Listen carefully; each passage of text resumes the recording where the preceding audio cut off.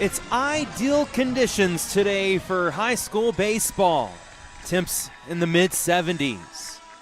The dreary clouds from earlier today have passed away. They have gone off into the distance. And here at Plano Senior High School in Plano, Texas, we're just a few minutes away from a key district battle here in 6-6A between the Rock Hill Blue Hawks and the Plano Wildcats. Hello, everyone. I'm Tyler Sloan, in for Brian Sutcliffe here for tonight's game. Joined alongside Colton Boston, as always, here. And Colton, coming into this matchup, of course, the playoff picture, it is what it is here in the district. Rock Hill at 5-7 in district play, Plano 4-10. They both have a lot of ground to make up to have that slim chance of making the postseason, with McKinney Boyd in fourth right now with 8 wins in the district. Prosper with a huge sweep over Allen last week to get to third in the district. Maybe a couple unexpected wins, but the Eagles grinding out a couple of really close contests there against the Allen Eagles. And this game is not only going to be a game to keep that small chance of a playoff baseball alive for Rock Hill, but it's also a chance to get one step closer to 500 in district play, which I know they desperately want to get closer towards. Yeah, I mean, last week they went 6-0 against Plano East, and then they continued and went 7-0 against Plano East. And when you look at what the playoff standings look like for Rock Hill, we've known for the past series that it is a must-win situation for the Blue Hawks, and the Blue Hawks need to win out their last 4, and then to make the playoffs, they're going to need Prosper or McKinney Boyd to lose their last 4. And there's a chance that Boyd could do that. They have a tough assignment this week. The Broncos are going to be taking on one of those top 2 from the district. So for Boyd, it's still uncertain how many wins they'll get to. So there's a good chance that Rock Hill's season can continue on with playoff hopes into next week, but they'll have to take care of business right here in the present. And they've got a really tough Plano Wildcat squad that they're going to face tonight, and it's always tough on the road here in this district. The players being introduced now, the starting order, which we'll give you here when they are closer here to game time. Everybody's got the Hill on the back of their jerseys in blue letterings, blue numbers as well, with the stripes going down those black jerseys, looking really sleek tonight. The Blue Hawks of Rock Hill. Plano comes into this game, and their opponents tonight, the Plano Wildcats. They're just 4-10 in district, 9-16-1 overall on the season. They have a -27 run differential here on their year as well, but they do have 4 wins by 5 runs or more this season, so they can produce some offense. They did defeat McKinney Boyd a little bit about just a week ago or so, and then they split a series with Plano West as well, and that was really key for this Plano team. So they've shown that they can take on some really good opponents, and they'll give Rock Hill an extremely tough battle here tonight. Rock Hill, of course, as Colton mentioned earlier, just coming off of a couple of wins over Plano East, a couple shutout wins at that. And really the pitching is going to determine a large part of what happens today for the Blue Hawks, and the pitching has been really solid of late. Again, 2 straight shutouts, and they've got Brady Slanina on the mound here tonight, and Slanina, especially in district play, he has been rock solid on the hill. Well, Plano is getting ready to be introduced, and while they do that, we're going to take one quick break, and we will return for Rock Hill Baseball as you are watching here on the Regency Sports Broadcasting Network. Fans, when it's time to gear up like a champion, head to Shields in the Colony. Hey folks, this is Blue Hawk Senior Anthony Gonzalez.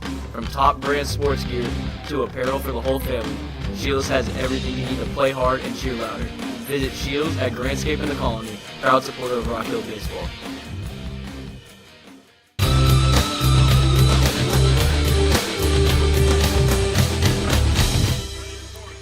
Once again, Tyler Sloan here with you along with Colton Boston tonight as Rock Hill takes on the Plano Wildcats. And right now, Plano being introduced, their starting order here at their home field.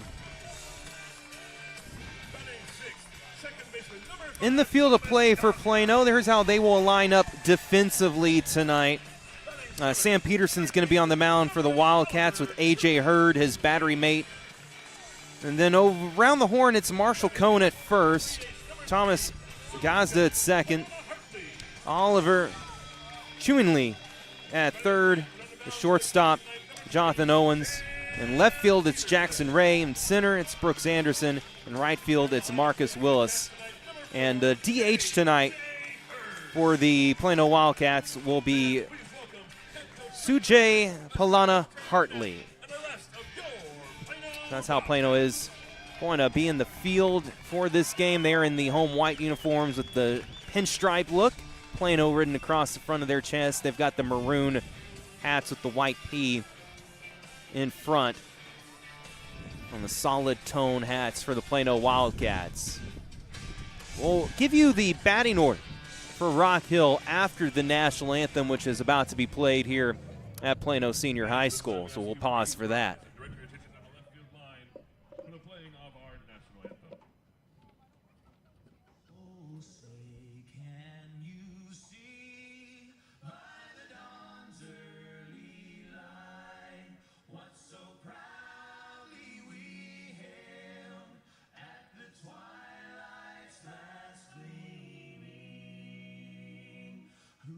Stripes and bright stars through the perilous fight, o'er the ramparts we watched, were so gallantly streaming, and the rocket's red glare, the bombs bursting in air, gave proof through the that our flag was still there. Oh, say does that star-spangled banner yet wave o'er the land of the free and the home of the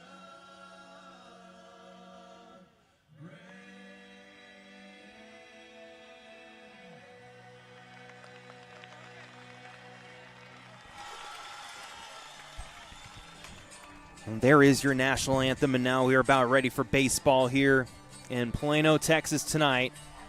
The original Plano High School, senior high for the Wildcats. And second to last road game of the season for Rock Hill. Of course, got a series against McKinney next week. And Wednesday, they'll be at All Alford Field next week before the home finale. And then, of course, they'll be playing Plano at home later this week on Friday. So a couple more home games for the Blue Hawks that you can get out and cheer on your team as they look to put up a nice win streak here to end the season. They had an 8-game win streak earlier in the year and looking to string a few more wins together here at the end of the regular season. Now for the batting order, it's Carson Roy who will lead off for the Blue Hawks. He'll be followed by Ethan Kalinick, and then Anthony Gonzalez will hit third. Reed Tebow will bat fourth. The DH, Cole Carroll, will hit fifth. Ada McDaniel is going to hit sixth, and then it's Grayson Richards, Lucas Bell, and Morgan Singleton to round out the batting order. Brady Slanina will be the starting pitcher, but will not bat, at least to start this game out. And some practice cuts being taken right now by Carson Roy, the center fielder who will lead things off for Rock Hill as he tries a timeout. The right-handed delivery of the Plano starter, Sam Peterson, who's going to be trying to bring the heat against Roy. But, I mean, Carson's had a terrific season at the plate, a .433 average, 4 homers, 19 RBIs, and 3 triples. So if he can shoot one here in the gap, 350s to the gap here at Plano, it's 320 to the foul poles. I'd reckon about 380 or so to center field. He has the speed to produce extra bases. And the first pitch is a fastball for a strike from Sam Peterson as we are underway tonight here in the top of the first. Rock Hill and Plano from District 6-6A baseball. 0-1. And Roy will watch that up high. Yeah, I mean, you mentioned the speed of Roy a little bit earlier. I think that is one of his greatest attributes is he can get a ball into a awkward gap for a fielder to try and play. Not only is his speed incredible while batting, but also you see him make some incredible plays out there in center field. There's strike 2 to Roy. Yeah, it's one of those intangible traits that you love to see with your players when they have that speed to be a difference both defensively and when they're on the base paths. This Blue Hawks team can steal bases very effectively as well, and Roy's going to go down low for the 1-2 pitch, but it's a 3-bouncer to third. And Roy is retired to open up this game. 5-3 in the scorebook as Tuning able to throw it across the diamond in time. I'll bring up Ethan Kalinick. This season, hitting .340 overall, has 1 homer and 12 RBIs. And he'll sit and wait and watch this one low for ball 1. It's always interesting in the top of the first inning. First 2 or 3 guys up. You're trying to mix being patient and aggressive because sometimes a pitcher will come out flat and they'll miss the strike zone as Peterson fall behind 2-0 here. Sometimes they come out and they just thump the strike zone, and, well, if you're not ready to go, then you might have a 1-2-3 first inning. There's a grounder to short. That one was right at the man. It's a high throw, and the tag was applied. There's a great work from Cone at first for the Wildcats to bring that glove hand down after making the catch away from the base pass to tag Kalinick for the out. Yeah, I mean, it was just some great fielding there over in first base. You get a bit of a wild card with the ball being thrown a little bit over your head, but able to bring it down and make the instinctive play to try and tag Ethan Kalinick out instead of going for the base. It was a great defensive play for Plano. First pitch is a strike on the outside corner to Anthony Gonzalez. .381 average, 15 RBIs, and his on-base percentage above 500. .519. That's awfully impressive. And he'll watch this pitch. 0-2 as Peterson loving that outside corner to the left-handed hitter. Righty versus lefty matchup here. 0-2. And Plano looking for a 1-2-3 inning. This one is going to slice foul. Some solid contact made from Gonzalez. Yeah, we know Gonzalez, when he makes really good contact, he can make some pretty hard hits, 15 RBI on the season. Still waiting for that first homer to come for the Ant-Man, but, I mean, just the guy you want third in the lineup because he can make stuff happen when batting. This pitch is going to remain high. 1 ball and 2 strikes. And, of course, you don't always have to have home run power when you are the 3 or 4 hitter in the order, as long as you're making solid contact, as long as you're moving guys around the bases. You need that consistency at this part of the order, and that's what Gonzalez has provided. Yeah, I mean, a .381 batting average, very, very consistent when he's up at the plate, and he's also got that right amount of aggressiveness versus patient, especially this early on in the game. 2-2 count, and he'll foul this one off again towards left field. The wind is blowing out that direction, by the way. It's blowing out and slightly right to left. It's a good job by Gonzalez to keep this at-bat alive, to keep Plano on their toes here and not let them get a quick 3-up, 3-down with a 2-2 count, 2 outs, and Gonzalez up to bat. Patterson from the wind, and here's one that's into the netting behind home plate. And Gonzalez doing a great job of working the count. With starting pitchers only allowed 110 pitches in a game before the mandatory rule that they have to be subbed out at that point from pitching, then the earlier you can work out their count, the better, as it's now full 3-2. And Gonzalez here, a nice at-bat, as this has now gone 7 pitches. This will be the 8th of this at-bat. It's a great job. Gonzalez was behind the count. I believe it was either 2-0 or 1-2 or 0-2, and he's been able to draw this out to a full count. And it's high for ball 4, and it was from 0-2 to a walk. 16th walk of the season from Gonzalez. An incredible walk to strikeout ratio there of over 2-1. He's only struck out 7 times on the season. Now 16 walks, and Blue Hawks have a man aboard here with 2 outs in the first. So bring up Reed Tebow. Yeah, Tebow's been getting hot up at the plate. He's hitting a .462 over his last 5 games with 4 RBI. It's been really elevated in these past few district games. This pitch is away and low to Tebow for ball 1. This is the time of the season to peak with your form here at bat. As he waggles the bat behind his helmet, a runner on the move. Throw's going to be a high one bouncer. Bounce short, and on this turf, that'll take a lot of steam out of the throw. And that is a stolen base for Gonzalez. And he is now in scoring position with Tebow at the plate. I believe that's Gonzalez's 12th stolen base of the year, 11th or 12th for the Ant-Man. 1-1 count, and this is lifted into right center field. Hanging in the air due to the wind, and racing over to make the catch for the final out of the inning is the right fielder, Willis. So a little threat there at the end of the first inning from Rock Hill, but after the top of the first, no score. 1 man left stranded on base. To the bottom of the first we go as you are watching Rock Hill Blue Hawk baseball. Fans, when it's time to gear up like a champion, head to Shields in the Colony. Hey folks, this is Blue Hawk Senior Anthony Gonzalez. From top brand sports gear to apparel for the whole family, Shields has everything you need to play hard and cheer louder. Visit Shields at Grandscape in the Colony, proud supporter of Rock Hill baseball.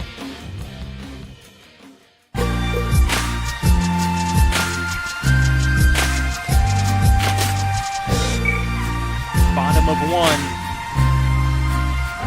You're live on YouTube, Regency Sports Broadcasting Network. Tyler Sloan, Colton Boston here with you. And after being unable to produce a run in the top half of the inning, Rock Hill takes the field for the first time, and here's how they line up in the field of play. Brady Slanina on the mound. We'll rally back to him in just a moment.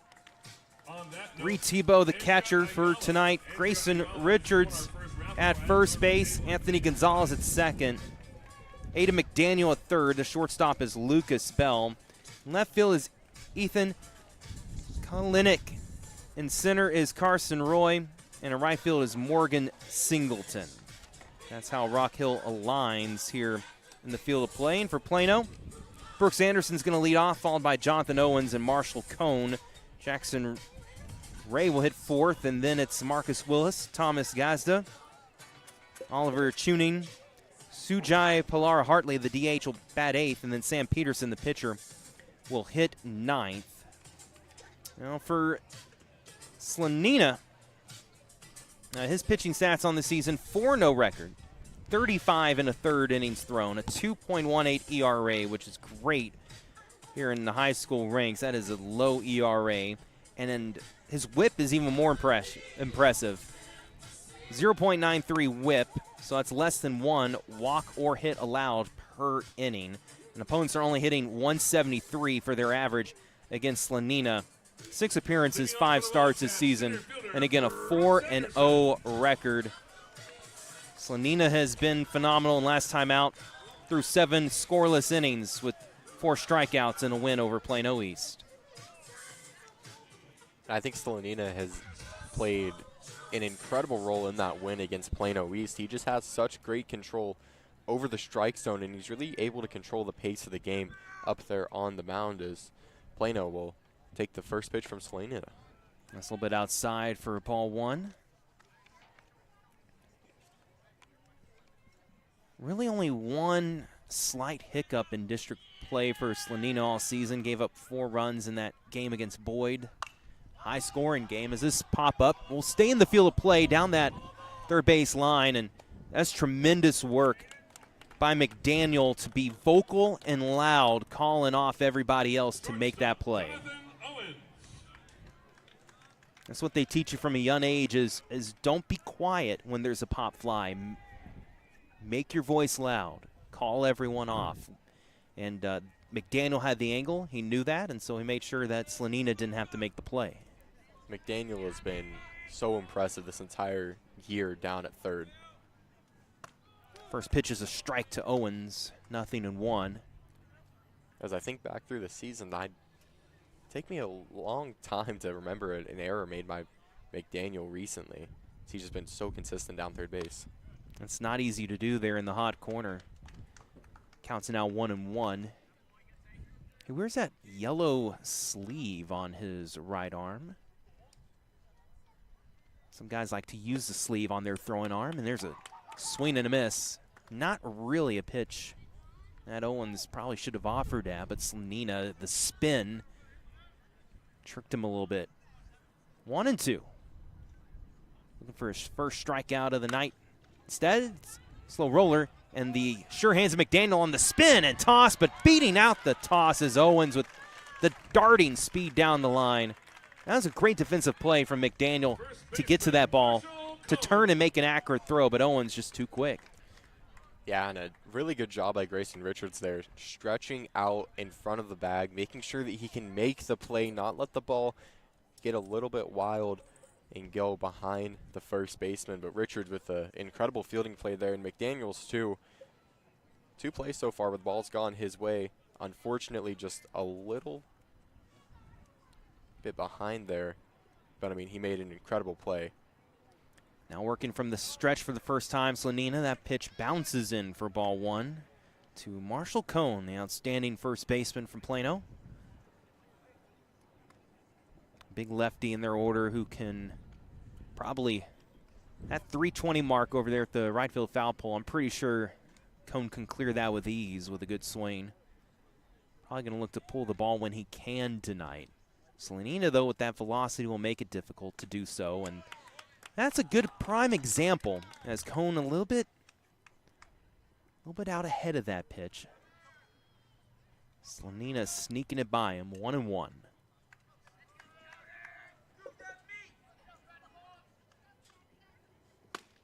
And a good fastball from Slanina. The count is 1-2 strikes. Slanina throwing incredible fastballs tonight and really good at deceiving some of the throws that he has. One of the pitches earlier, pretty much into the turf, and still had one of the Plano Wildcats offer at it, as it's a 1-2 count here with one out, one runner on first here in the bottom of the first. Still no signs of the base runner at first moving on the pitch. Owens about a 2 to 3 step lead over there as the counts now reaches 2-2 strikes.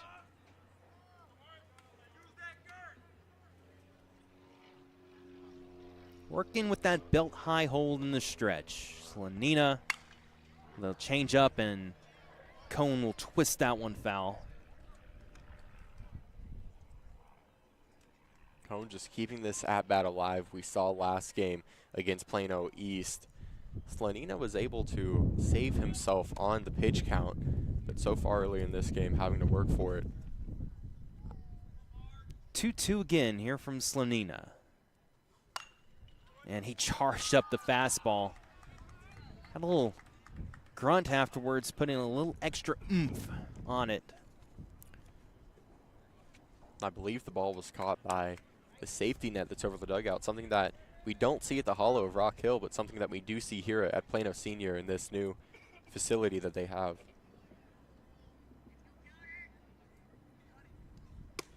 Slanina trying to spot a ball in the outside corner, and it's just outside. According to our home plate umpire, and the count is full at 3-2. Again, one out.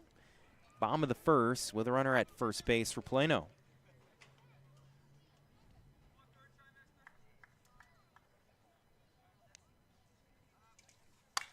And Cone lifts this one deep in the left field on the warning track and reaching out and making a terrific grab in left field for Rock Hill is Kalanick.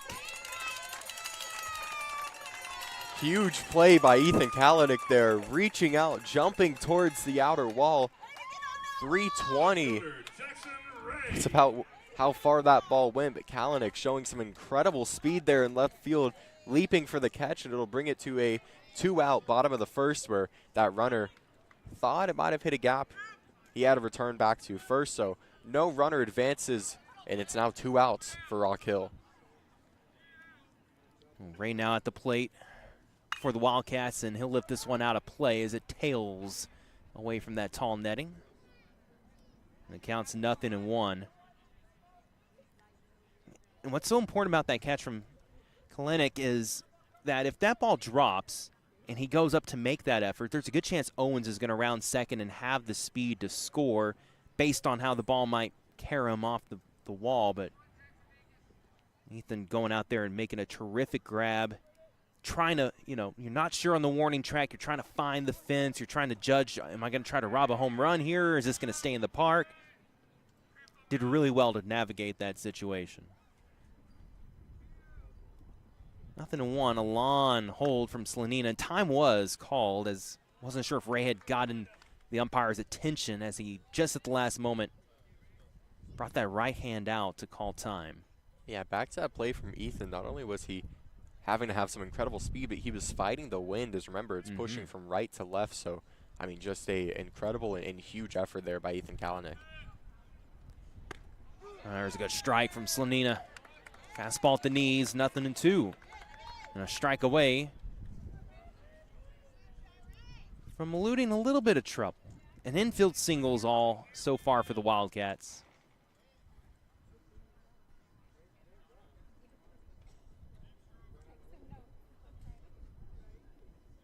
Slanina with the 0-2. This one's ripped into right. Charging at it is Singleton. Throws it on the line to third. It's a hot one to handle for McDaniel, but he did well to get his chest in front of the ball. So runners at first and second. Second hit of the inning here for the Wildcats. And I'll bring up Marcus Willis, the right fielder, here with 2 down. McDaniel did a really good job there getting his body in front of the ball. It was kind of an awkward bounce in front of him. Came in incredibly fast from right field, Morgan Singleton, but he did a great job making sure that ball didn't get past him. It didn't allow any further base runners, as Slanina was there to back him up just in case the ball went through, but no need for McDaniel as he'll put a stop to that play with runners now on first and second with 2 outs in the bottom of the first. Slanina trying to avoid an early jam here in the first. Put up a 0 on the board, and there's a good off-speed delivery for strike 1. Slanina is really good about that. He's got a incredible control over the strike zone, but he can also slow down a pitch and try and throw the batter off guard. And when you're in a 2-out situation, pressure's on. I think that's what Slanina is so good at, is just playing mind games with these batters. There's a fastball snuck by the late bat from Willis. It's 0-2. Another factor in this game is the bounce off of this turf here at Plano. So far, it's proven to be a hard bounce, a high bounce. And that's just something that you have to adjust to, because not every turf is the same around the Metroplex. I think people realize that, when Rock Hill travels around to play. Here's a high bouncer foul. Coach making the catch there for Plano down the third base line in the coach's box. I do love here at the Wildcats facility that they've got Wildcats over their home dugout, and it's got some great backlighting to it. So here at night, when the sky goes from blue to black here in about an hour or so, that'll shine very brightly and it'll look really clean. 0-2 fastball is a little too tall, even though Willis is a tall kid himself. He's going to have a bigger strike zone than a lot of his teammates do. Stands pretty tall. And not a huge crouch to his batting stance. Back foot all the way in the back of the batter's box. Slanina's 1-2 offering. It gets by the catcher through the air, no bounce. And the runners will advance. Will that prove to be costly?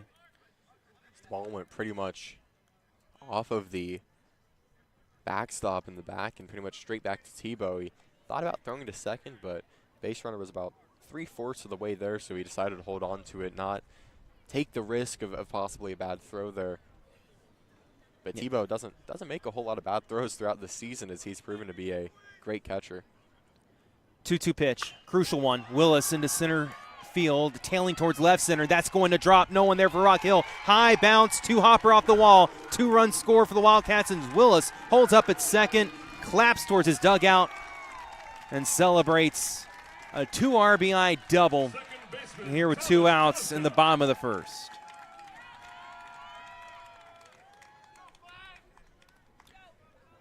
Just too much over the strike zone on that particular pitch from Slanina, and with the wind blowing out tonight, it's going to be a challenge for the outfielders on those fly balls because it's just going to keep on carrying. Yeah, and we've seen that Roy and Kalanick both have some incredible speed, but it was just a little bit too well placed for Plano, and gets through the gap, and it is now a 2-0 game for Plano. And now Gazda with 2 down. This is maybe going to leak into right field, but might just stay on the fringe of the second base side of the infield, and that's an easy catch made by Gonzalez to finish off the inning. Unfortunately, though, the Wildcats do produce 2 runs off 3 base hits in the first inning off of Slanina, and so we head to the top of the second. 2-0, Plano leads your Rock Hill Blue Hawks. As you're watching Rock Hill Blue Hawk baseball. Hey there, folks. This is Rock Hill Senior Grayson Richards telling you about a company that's family-owned, tail-approved, clean cars, wagging dogs. That's the Scooters way. Go see them in McKinney at 12041 West University Drive. The team at Scooters says go Blue Hawks.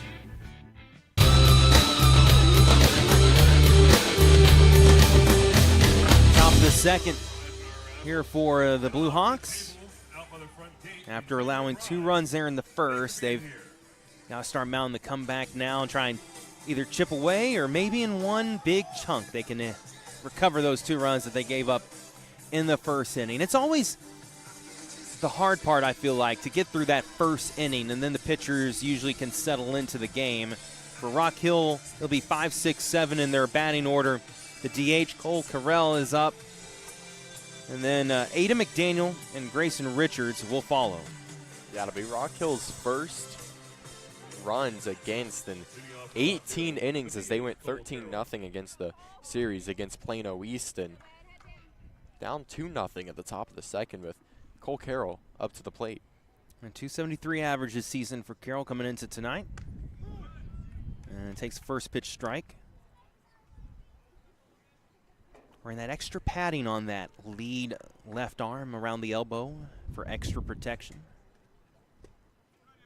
Second pitch is low for a ball, 1-1. A lot of players will load up on the padding, especially around the shins and the elbows. You got to protect yourself, because throughout the course of the season, there's going to be some bruises along the way, most certainly. And right on cue, Carroll's hit by a pitch. That time, though, on the inside arm, which wasn't as heavily padded, but still had a sleeve there to help protect him. And so he draws the ability to get on base through the hit batter here to lead off the top of the second inning. And it'll bring up Aiden McDaniel to the plate. Aiden bats with a 212 overall in the season. He's got a home run, 14 RBI, and an on-base percentage of just about 46% on the season overall. First pitch is high for a ball, and as McDaniel was entering the batter's box, happy birthday chants were coming from the Rock Hill dugout. Now, sometimes that could be, is it McDaniel's birthday? Is it the Plano's pitcher's birthday? And they somehow researched that and knew that and trying to get in his head, or are they just trying to randomly chant the happy birthday song? Or was the free base given to Cole Carroll a birthday gift? Ah, yeah, that could be it too. There's all those options. It's someone's birthday here in Plano. Back when I played high school baseball, there used to be a lot of nonsense chanted. Just random words that didn't make any sense to the game of play, and we would just put some random phrases together. PG phrases, nothing too severe. Just enough to get in their head. Yeah, because coach would be very quick to say something if the chant would be something that was not appropriate. There's a foul tip into the catcher's mitt from McDaniel. Trying to move the runner over here with nobody out and a runner at first after Carroll was hit by a pitch. So McDaniel takes a look at his play card. Carroll will get about a 3-step lead off of first. McDaniel steps into the right side of the batter's box. Checking the runner. Diving back in safely is Carroll. McDaniel's average is just 212, but he's shown a lot of power and has produced at a high rate. 14 RBIs this season, also a home run. Fouls this one off. Make the count 1-2. But, you know, what that tells me is that McDaniel, when he puts the barrel of the bat on the ball, it's going to be tracking places. Good things will happen. And we've seen this kind of second half of the lineup really start to come alive in these must-win games for Rock Hill. It's a throwback to Cole Carroll. He'll be back in there in time. But McDaniel, if you're looking at it from his perspective, all the way to the right in the batter's box, he's pretty far back there compared to some of the other guys that have gone up. Still 1-2 count after the check of the runner. McDaniel went through the zone. He tried to hold up his swing, but just had it started too early and couldn't put the brakes on it. First strikeout of the game for Plano's Sam Peterson. And to bring up Grayson Richards to the plate, and just his 16th appearance in the season. He bats with a 174. He's got an RBI and an on-base percentage of nearly 30% so far in season play. And a lefty there to kind of provide a little more balance to the lineup, especially against a right-hander. Anytime you can throw a couple lefties in there to just challenge them a little more, to give them a different, uncomfortable look.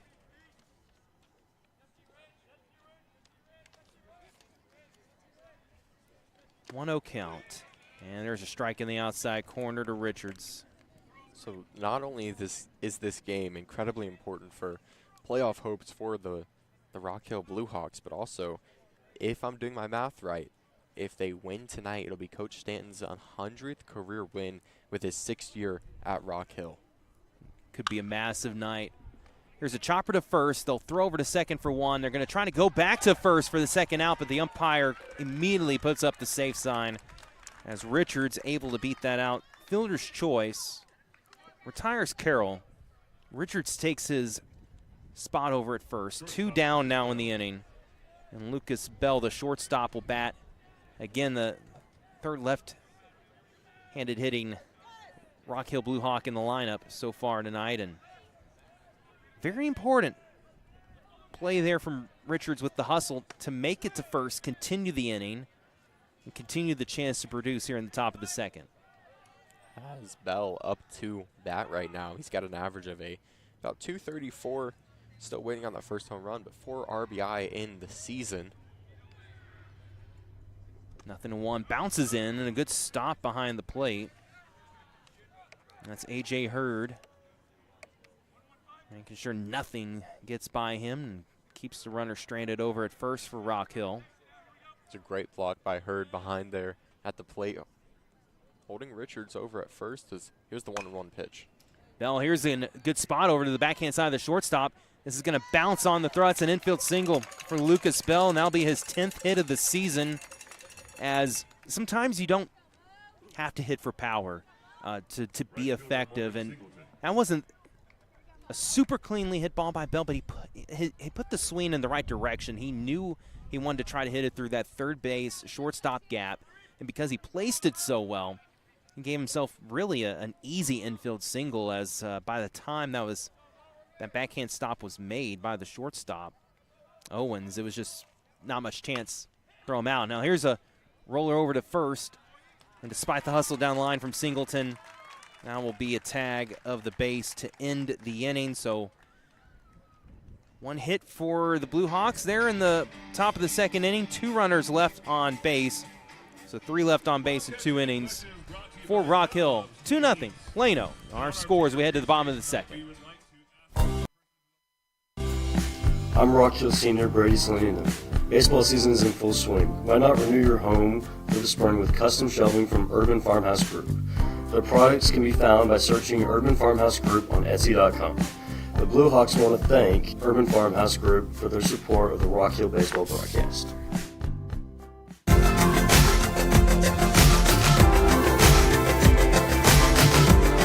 Bottom of the second, you're listening to Rock Hill Blue Hawk Baseball, here at Regency Sports Broadcasting Network. Tyler Sloan in for Brian Sutcliffe here tonight. Don't worry, he'll be back for Friday's game. And Rock Hill's at home in the second meeting of this series with the Plano Wildcats. And then I'll be back in for Brian on Wednesday. And then Brian will be back in the following Friday. So we're just kind of, I'm taking the midweek games this week for him, giving him a breather as he has some travels for work. And then Brian will be back home for the weekend games. I consider Friday night the weekend. I don't know about you. Oh, 100%. I mean, when you get out of school, work, whatever it is that you're in on Friday nights, just the little early start to your weekend. Well, when do they get out of school in Prosper ISD? What time is school released? It depends if you have an off period or not. I get out at 2:08 every day, but if you're staying all 4 periods, it's 4:15. 4:15. Gosh, I think when I was in school, of course, every school district's different, but when I was in school, I think it was about 3:45. Now, of course, I was in tennis and baseball, so I had after-school practice, so I never really got out at that time. Really, really thankful that I have some off periods. Don't know how I'd stay to 4:15 every day, but a lot of people do it, and I have a lot of respect for people that can stay in school for that long, 5 days a week. As Plano will come up to the home plate. They're coming off of a 2-run inning at the bottom of the first. Here's the bottom of the second. Tuning stepping in, but Slanina starts him off with a strike on the outside corner, 0-1. And Brady Slanina working quickly from the windup now. Another fastball, just trying to pummel the strike zone at the moment. This one stays high and appeal down the first base line, but to no avail. It's 1-1. Slanina covers his face with that pitcher's mitt, his eyes just peering over it as he starts his wind. Another fastball, and this one's lifted in the center field. Shallow center, but strolling in, losing his cap, but still making the play, is Roy in center field for out number 1. It's windy tonight, so that means you might see some hats fly off from time or two. Either by the wind or by just the pure speed of Roy, is he's able to get there pretty comfortably to that ball just outside of second base and center field. But I think I've already seen Singleton lose his hat today. Roy, Kalanick. Probably many more to come. Here's a popped-up bunt. Haining there, a chance to dive for McDaniel. Yes! How about the defense of Ada McDaniel? It says Wildcats in big letters here on the turf.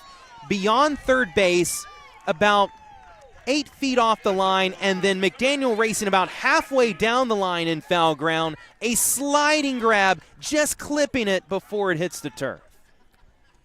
It's McDaniel getting there, and I think what really helped there is this turf facility here in Plano. McDaniel able to get there, but make the slide in the turf just kind of propels him forward. I mean, it was a great timing by McDaniel, and he proves to be incredible here tonight at Plano. So 2 outs, and here's going to be a real quick inning for Slanina. This one hangs in the air for the shortstop, Bell. Lucas Bell ends the inning. I think that was 4 or 5 pitches that inning from Brady Slanina. That'll help the pitch count out tremendously. And so through 2, the Blue Hawks trailing 2-0 after giving up 2 runs in the first inning. They'll try to get at least one of those runs back here in the top of the third when we return listening to Rock Hill Baseball. This is senior Morgan Singleton from your Rock Hill Blue Hawks. Are you hungry for better meals without the hassle? Discover Wild Fork, your destination for chef-quality meats, seafood, and flavor-packed meal delivered frozen fresh to your door. From fresh, not frozen, premium steaks and seafood to ready-to-eat favorites. Wild Fork makes every meal unforgettable with variety as big as Texas. Visit the Wild Fork location in Prosper, Aquate, and 380 and taste the difference for yourself. Wild Fork, real food, real flavor, and real easy.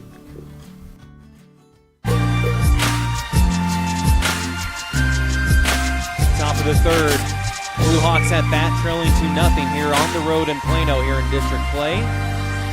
I'll tell you what, these Rock Hill players not bad at the ad reads. They're doing a pretty nice job with those ad reads.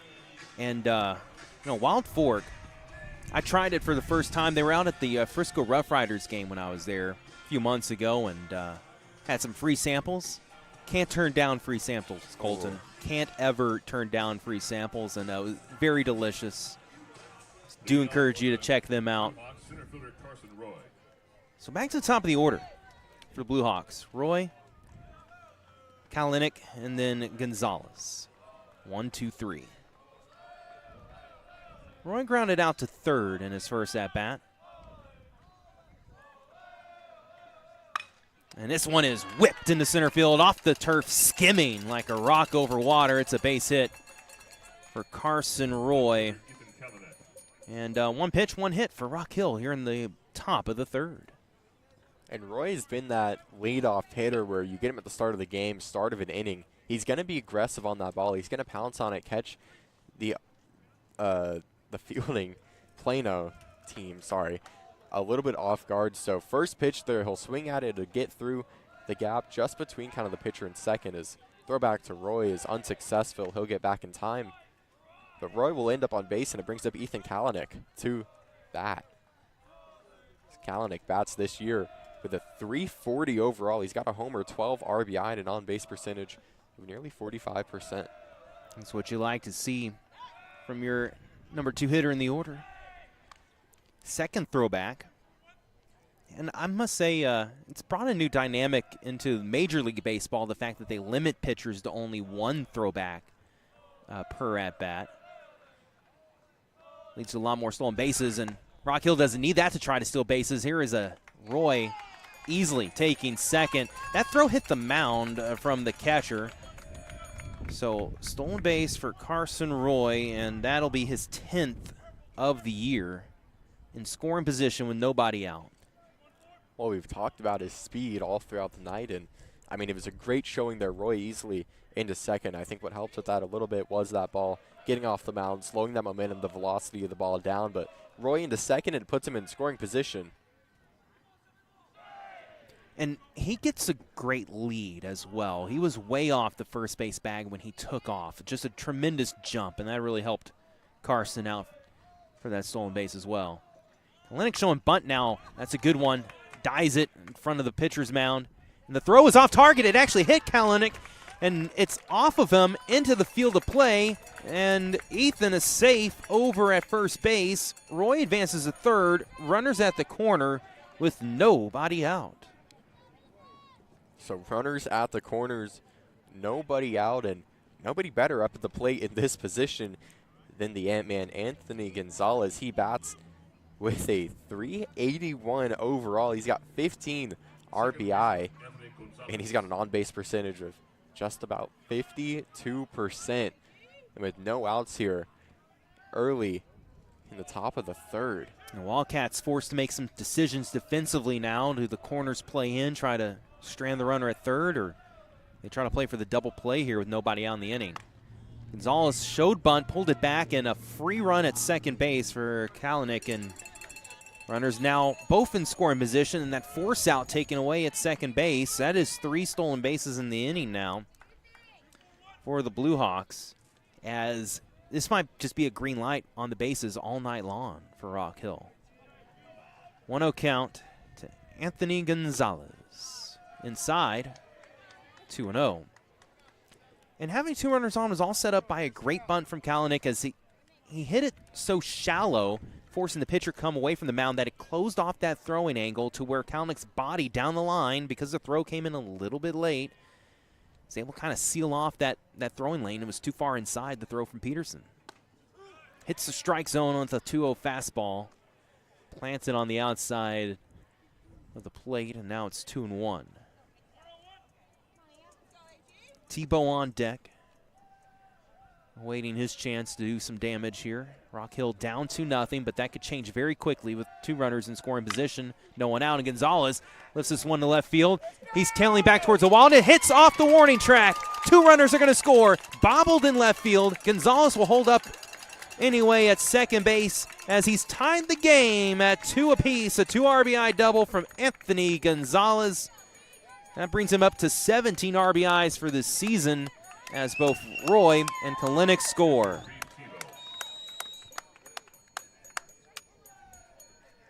So Gonzalez will be the one to put this game back tied 2-2 now here at Plano Senior High School. And what a hit that was back. I think it was about 350, 355.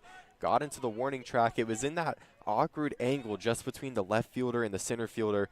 And the wind definitely helped push that just into that super awkward angle that I think we can see a ton of balls go to tonight as Reed Tebow up to bat now. Tebow takes a ball high, 1-0. Yeah, Ray, the left fielder, seemed to catch him off guard slightly as all of a sudden he turned his head and kind of realized, oh no, this ball's going to be carrying way further than I expected. 1-0 counter is a big swing and a miss from Tebow on a pitch that was kind of sweeping off the plate, 1-1. Still nobody out, by the way, after that double from Gonzalez. Only base runner now on board, but it's 2-2 now, Rock Hill and Plano. 1-1, that's chopped foul by Tebow. Tebow bats this year overall with a 292. He's got 8 RBI and an on-base percentage of just about 38%. But Tebow's really been heating up at the plate in these district games where it's high pressure. But I think Rock Hill is playing so much looser. They don't have, I mean, they have a lot of pressure on them. You have to almost win out to keep your playoff, chances alive. But ever since it has been you have to win, you don't have any wiggle room, we've seen Rock Hill kind of come alive and play a little bit looser.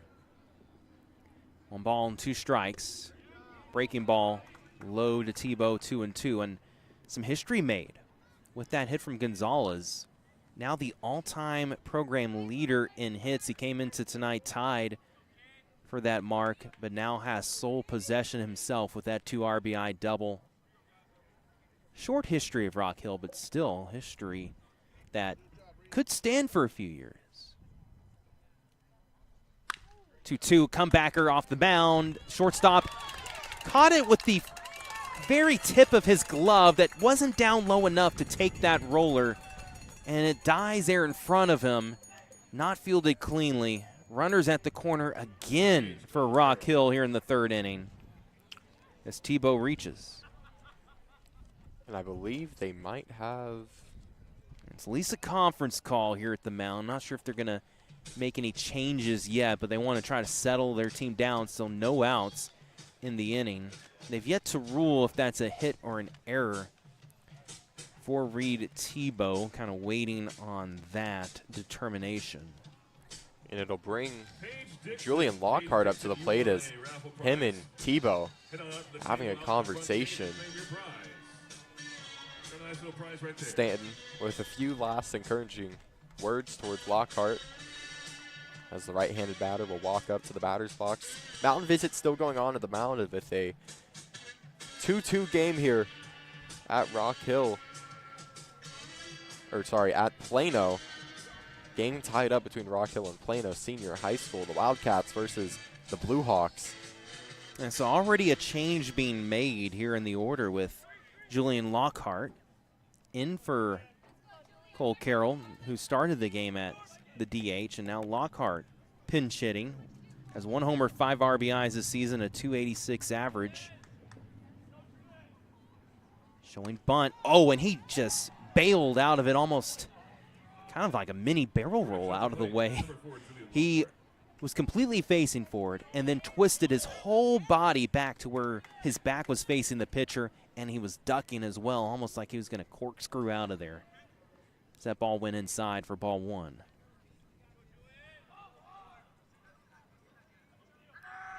Runner on the move from first to second. The throws to the shortstop as it's a variation of the play where they try to see if they can bait the runner at third to half committing towards home plate and try to throw him out, but not taking the bait was Gonzalez. He stayed put. Runners at second and third now for Rock Hill as Tebow able to advance. This ball is tapped foul. Actually, pinch runner for Tebow, excuse me. So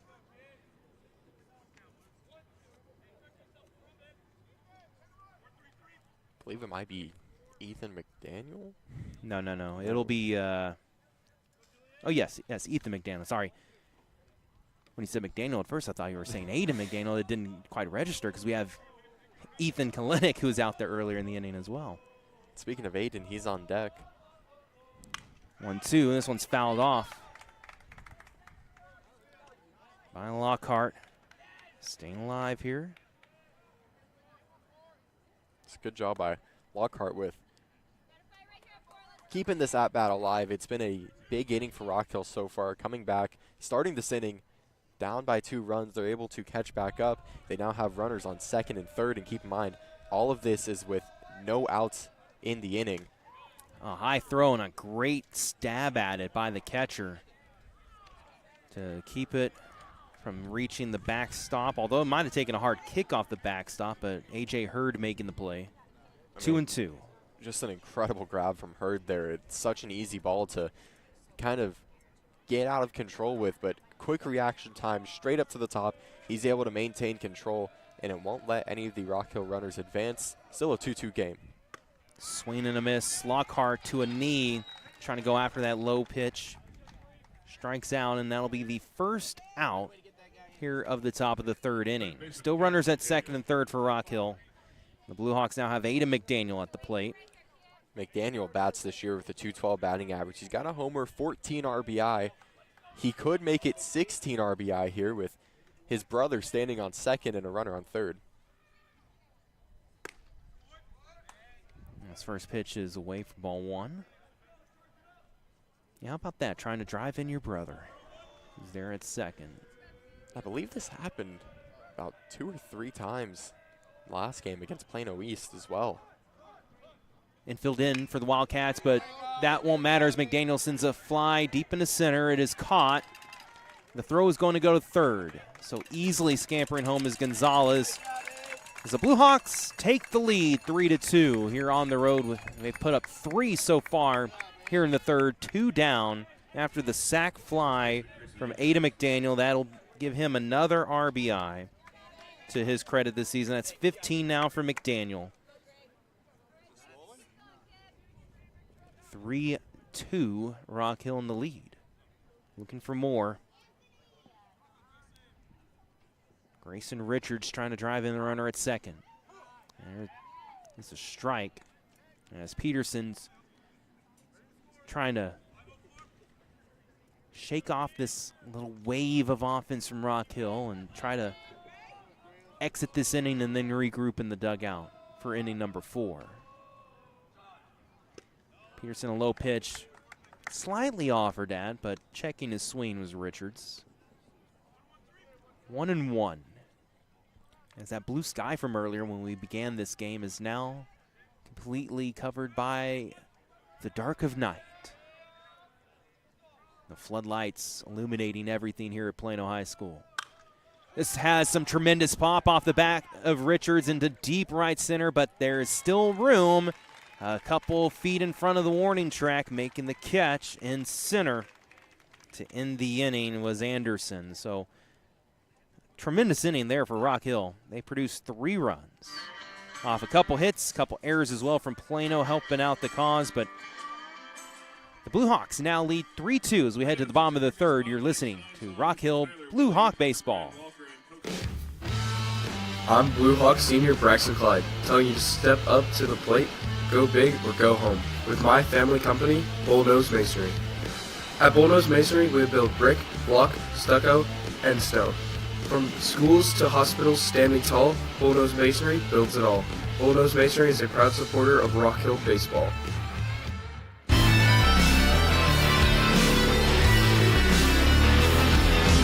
Now in the lead, Rock Hill.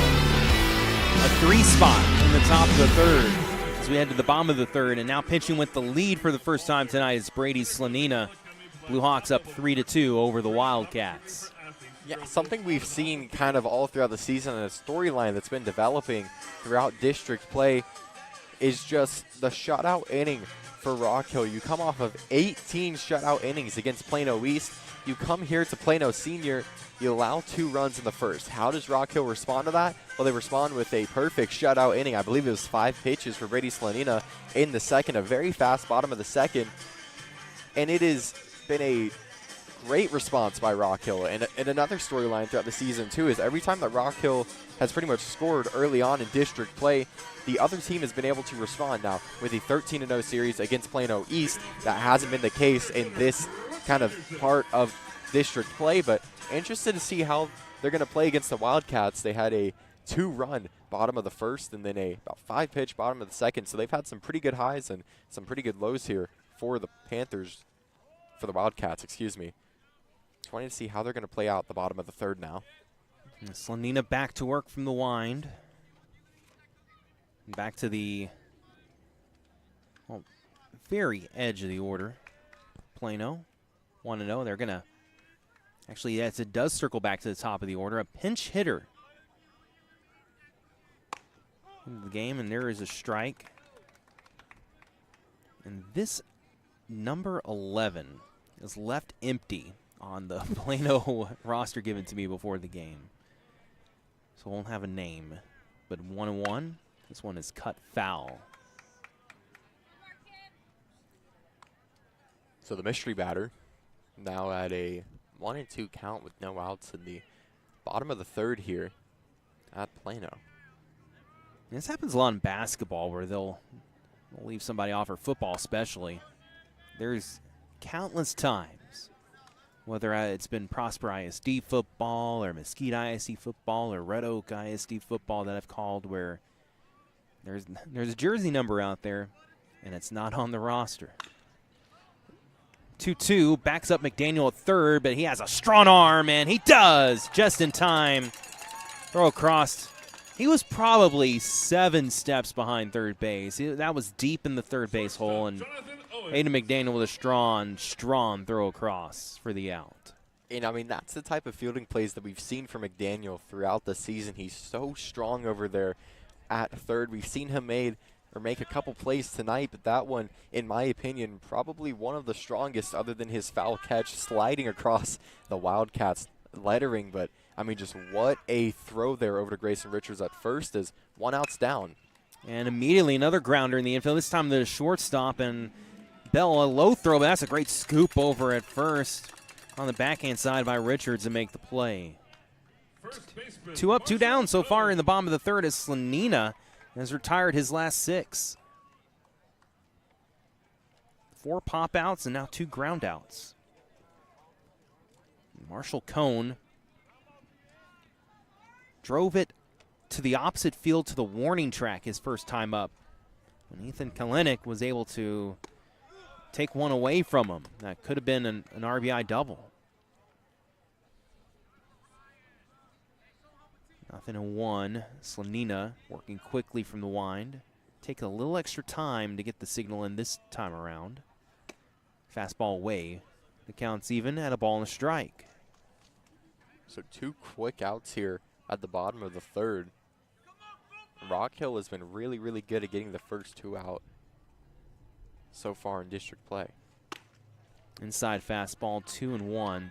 This is a district, a 9-team district, where I'd say it's a deep district with 8 of the 9 really solid teams that you just can't guarantee a victory over.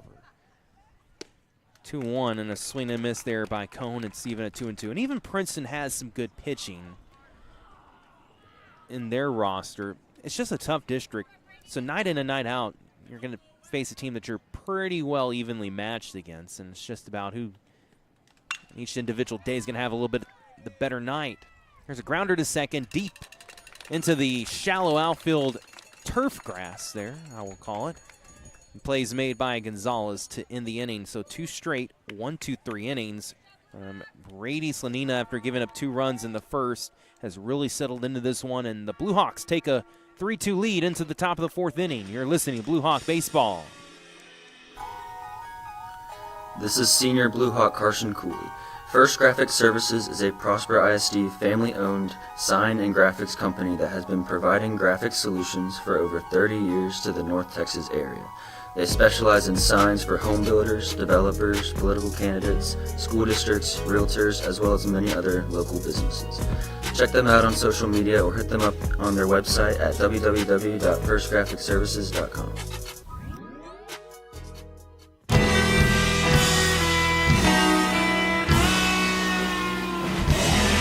Well, Colton mentioned this earlier during tonight's broadcast, but Blue Hawks head coach Sean Stannon on the doorstep of his 100th win. If Rock Hill can preserve this one-run lead during his 6th season at Rock Hill. And for Plano, Rick Creamer's in his 5th year. He's had 97 career wins, so he also could, if Plano did sweep the series, they'd both be at 99 career wins, both chasing their 100th. But we'll see if Coach Stanton can get that 100th win. I'm sure that'll be a huge mark personally for him, even though he won't want to draw any attention towards it.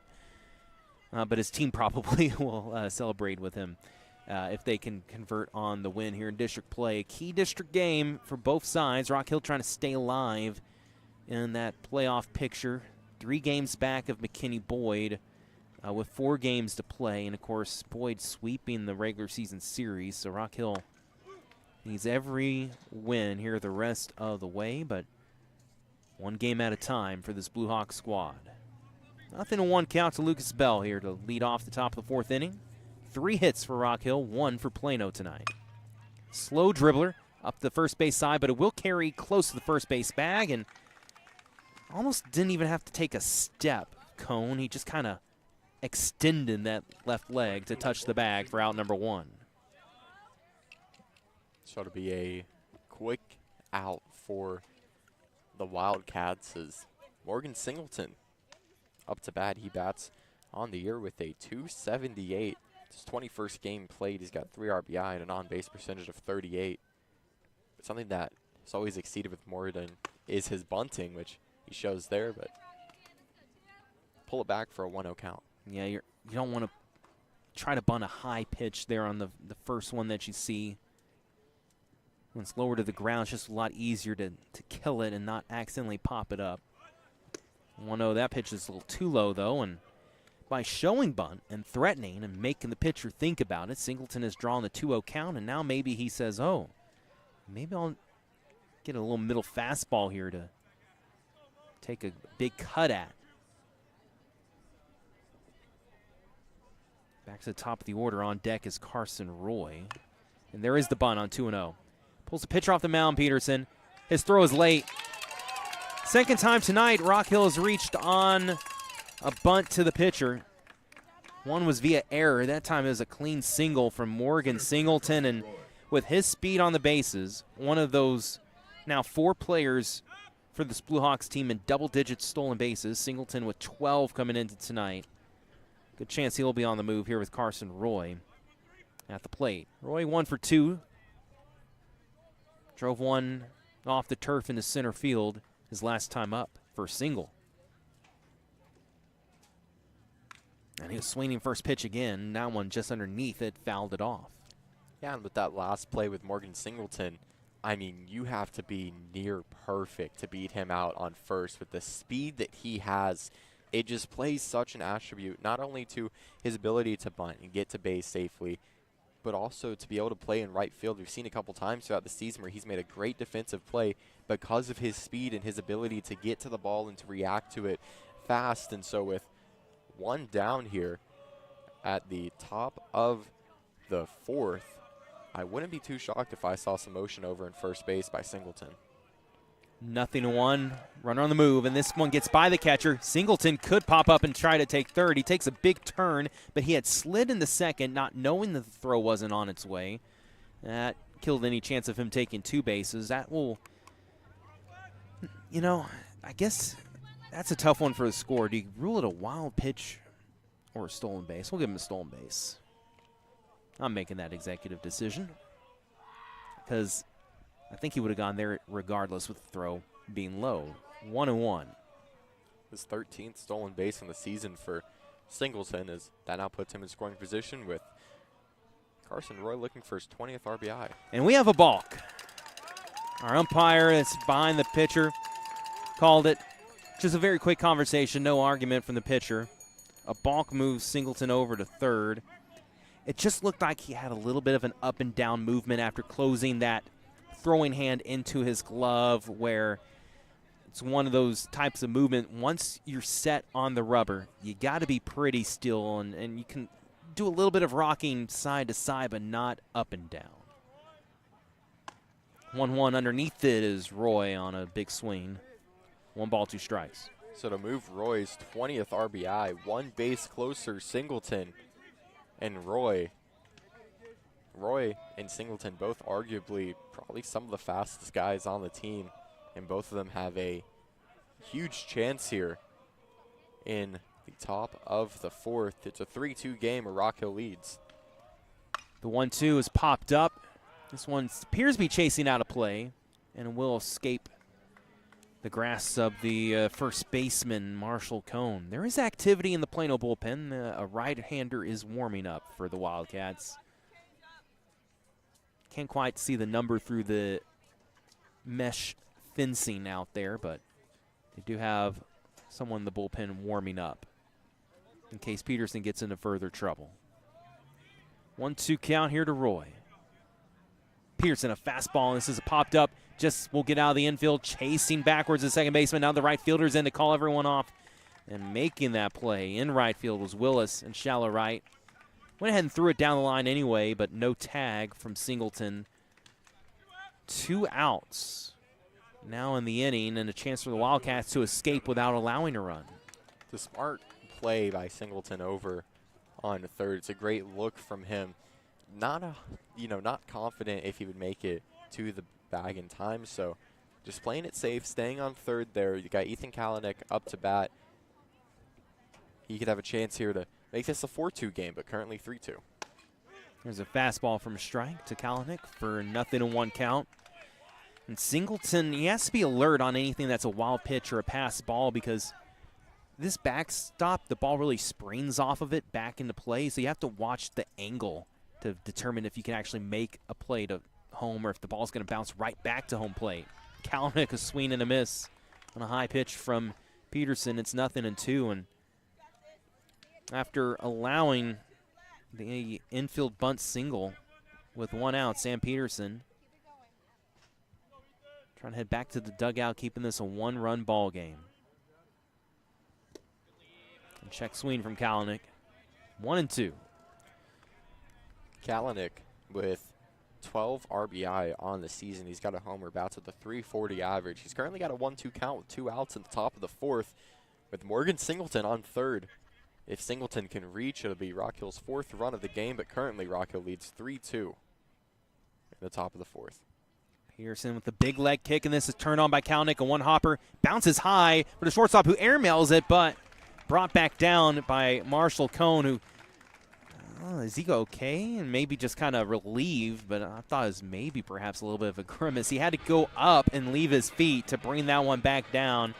So disaster avoided there for Plano, and it'll go down as a 6-3 to end the top of the 4th. We're halfway home. Rock Hill leading Plano 3-2 here on Regency Sports Broadcasting Network.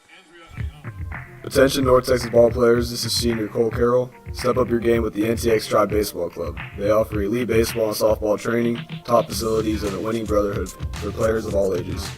Join the NTX Tribe today and take your skills to the next level. Visit ntxtribebaseball.com. NTX Tribe Baseball, where champions are made.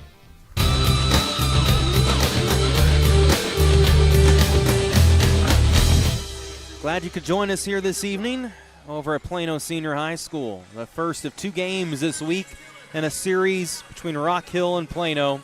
Blue Hawks will host the Wildcats on Friday. They need to take care of business on the road here, and they have the 3-2 lead. Brady Slanina's given up just 1 hit. That was back in the first inning to Jonathan Owens, an infield single. Actually, it should be 2 hits. The scoreboard says 1. I have 2 hits in my scoreboard because of the Willis double. Actually, 3 hits in that first inning. So, they're way off on the scoreboard. Might as well not pay attention to that. So 3 hits allowed by Slanina in that first inning, but he has retired 7 straight. With Jackson Ray, I should say. He singled and scored in the first. So we talked about the shutout inning, an inning that really kind of had issues for Rock Hill early on in the season, and not only were they able to shut them down in the last inning, but it was an inning where Rock Hill scored in the top, and they didn't allow Plano anything in the bottom. Yeah, if you use tennis terminology, it held serve.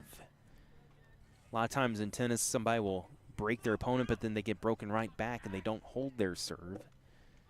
Rock Hill holding serve so far, 0-1, and pitches low to Ray. Willis and Gazda next up in the inning. Willis had the big 2 RBI double in his only at bat. Bottom of the 4th, 1-run lead for the Blue Hawks. Fastball, first strike 2, up and in the zone, but still across the plate.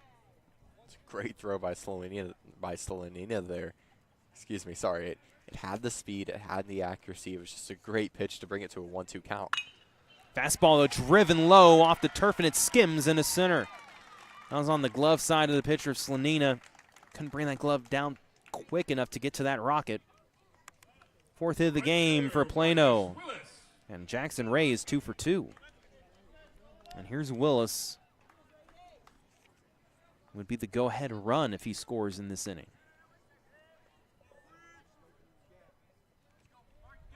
The tension rises here in Plano. No one out, runner at first. Slolanina, after a brief pause, delivers a fastball, and Willis way late on the swing, perhaps looking for something off speed.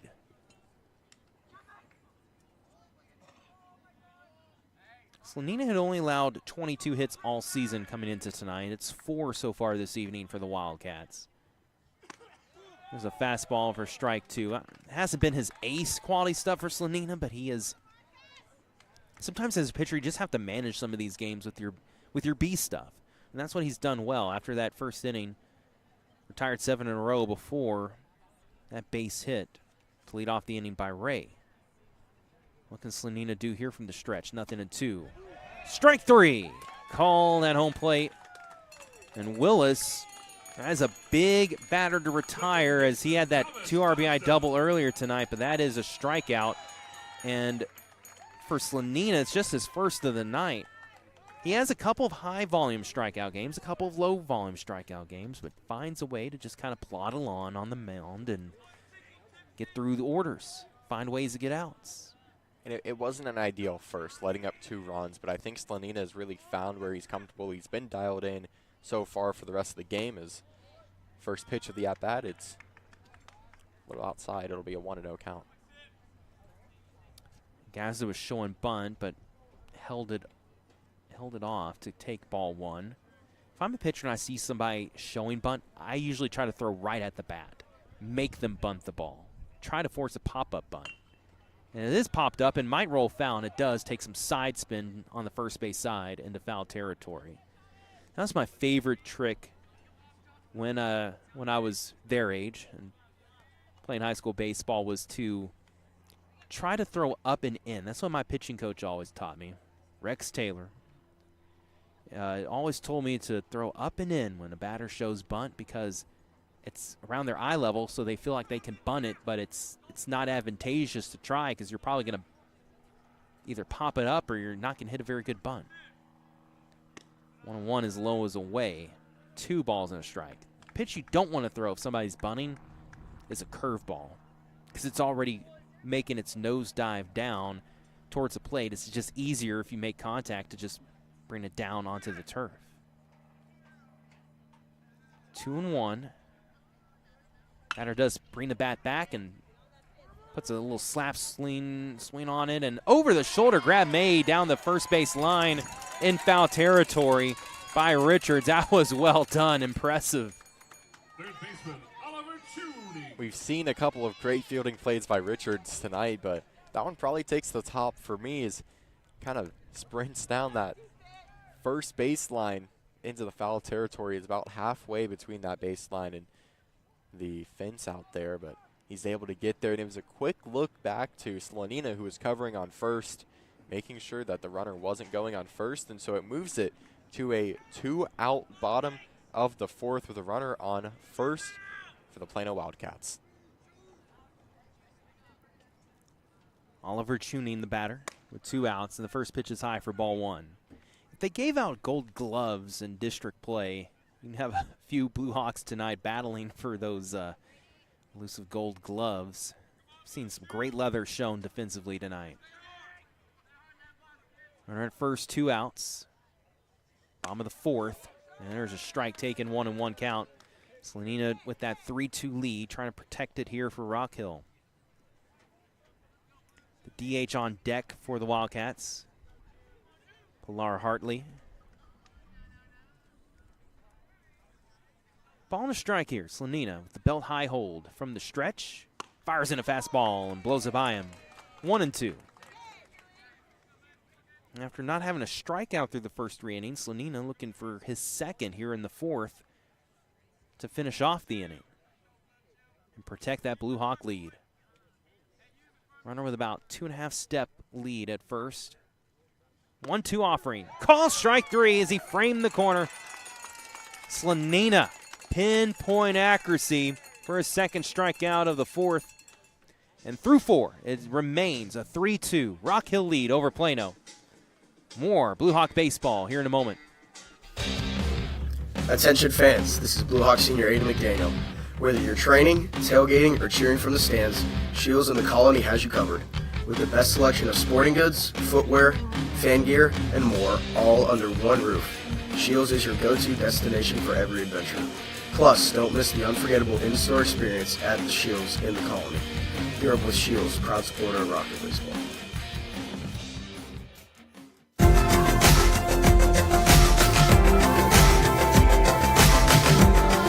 Tyler Sloan here with you tonight in place of Brian Sutcliffe, along with Colton Boston.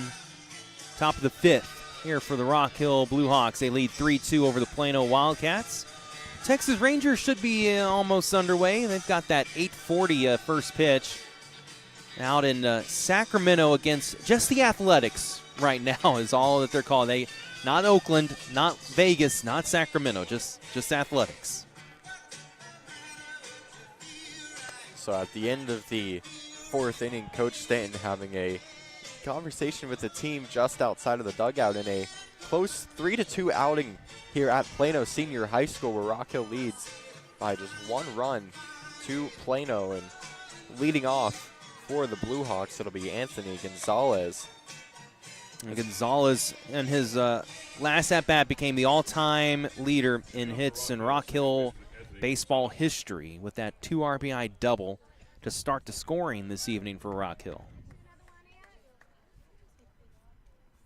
And I think that just testifies to how great of a season and a career that Gonzalez has had with Rock Hill. All-time hits record holder now.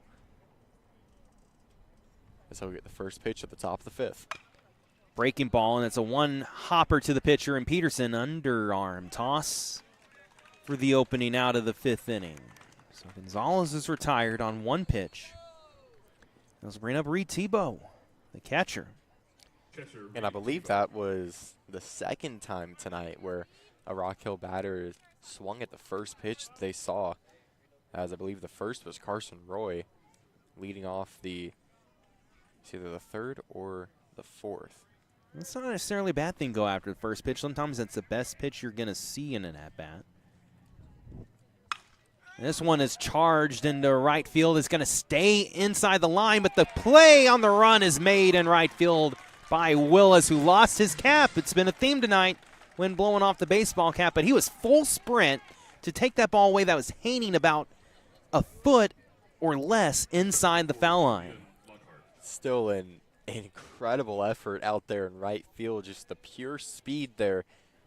And, of course, the wind kind of pushing that ball back into fair play there. Is like you said, I mean, the ball couldn't have been caught anything more than a foot and a half off of the baseline, as Coach Stanton will have a conversation with Reed Tebow, get him out of the that's Julian Lockhart. And Lockhart, who had his first at-bat in the 3rd inning, pinch hitting for Cole Carroll. Struck out in that particular at-bat. I was trying to see if I could find any score updates from around the district, but I've not been able to levy those. So we'll go blind through the rest of the game with how the rest of the district is faring tonight. So 2 outs, no one on. Peterson's, you know, they had somebody warming up in the prior inning, but he has done well to just kind of quiet that down for the moment. Just taking back command here at the mound for Plano. Throws a first pitch strike to Julian Lockhart. If Lockhart can reach, McDaniel on deck would be ready to pounce on the opposite. About a company that's family owned, tail approved, clean cars, wagging dogs. That's the Scooters way. Go see them in McKinney at 12041 West University Drive. The team at Scooters says go Blue Hawks.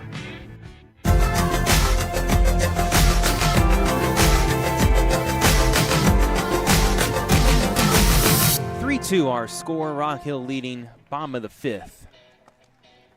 As Slanina continues to work, and you know, thanks to innings like that second inning Slanina had when he only threw, I think, 4 or 5 pitches the entire inning. Now that's going to give him the opportunity to pitch deep into this game, perhaps throw a complete game. It's a new wrinkle in high school baseball. I mean, it's not brand new, but it's different from 20 years ago when I was playing high school baseball, when you know, you have now pitch count limits on pitchers, and it's really very strategic of how you use them. Of course, starting pitchers you're only going to use once during a given week in district, but playoff series are a little bit different. But managing that 110 pitches and trying to keep your starter in the entire night and save that bullpen for the second game, I mean, these are very key at-bats, you know, constantly. And I love now that we play series instead of just kind of hopping around and playing different opponents throughout. It really does, to me, add some drama and some intrigue into a lot of these district games, which is really a whole lot of fun.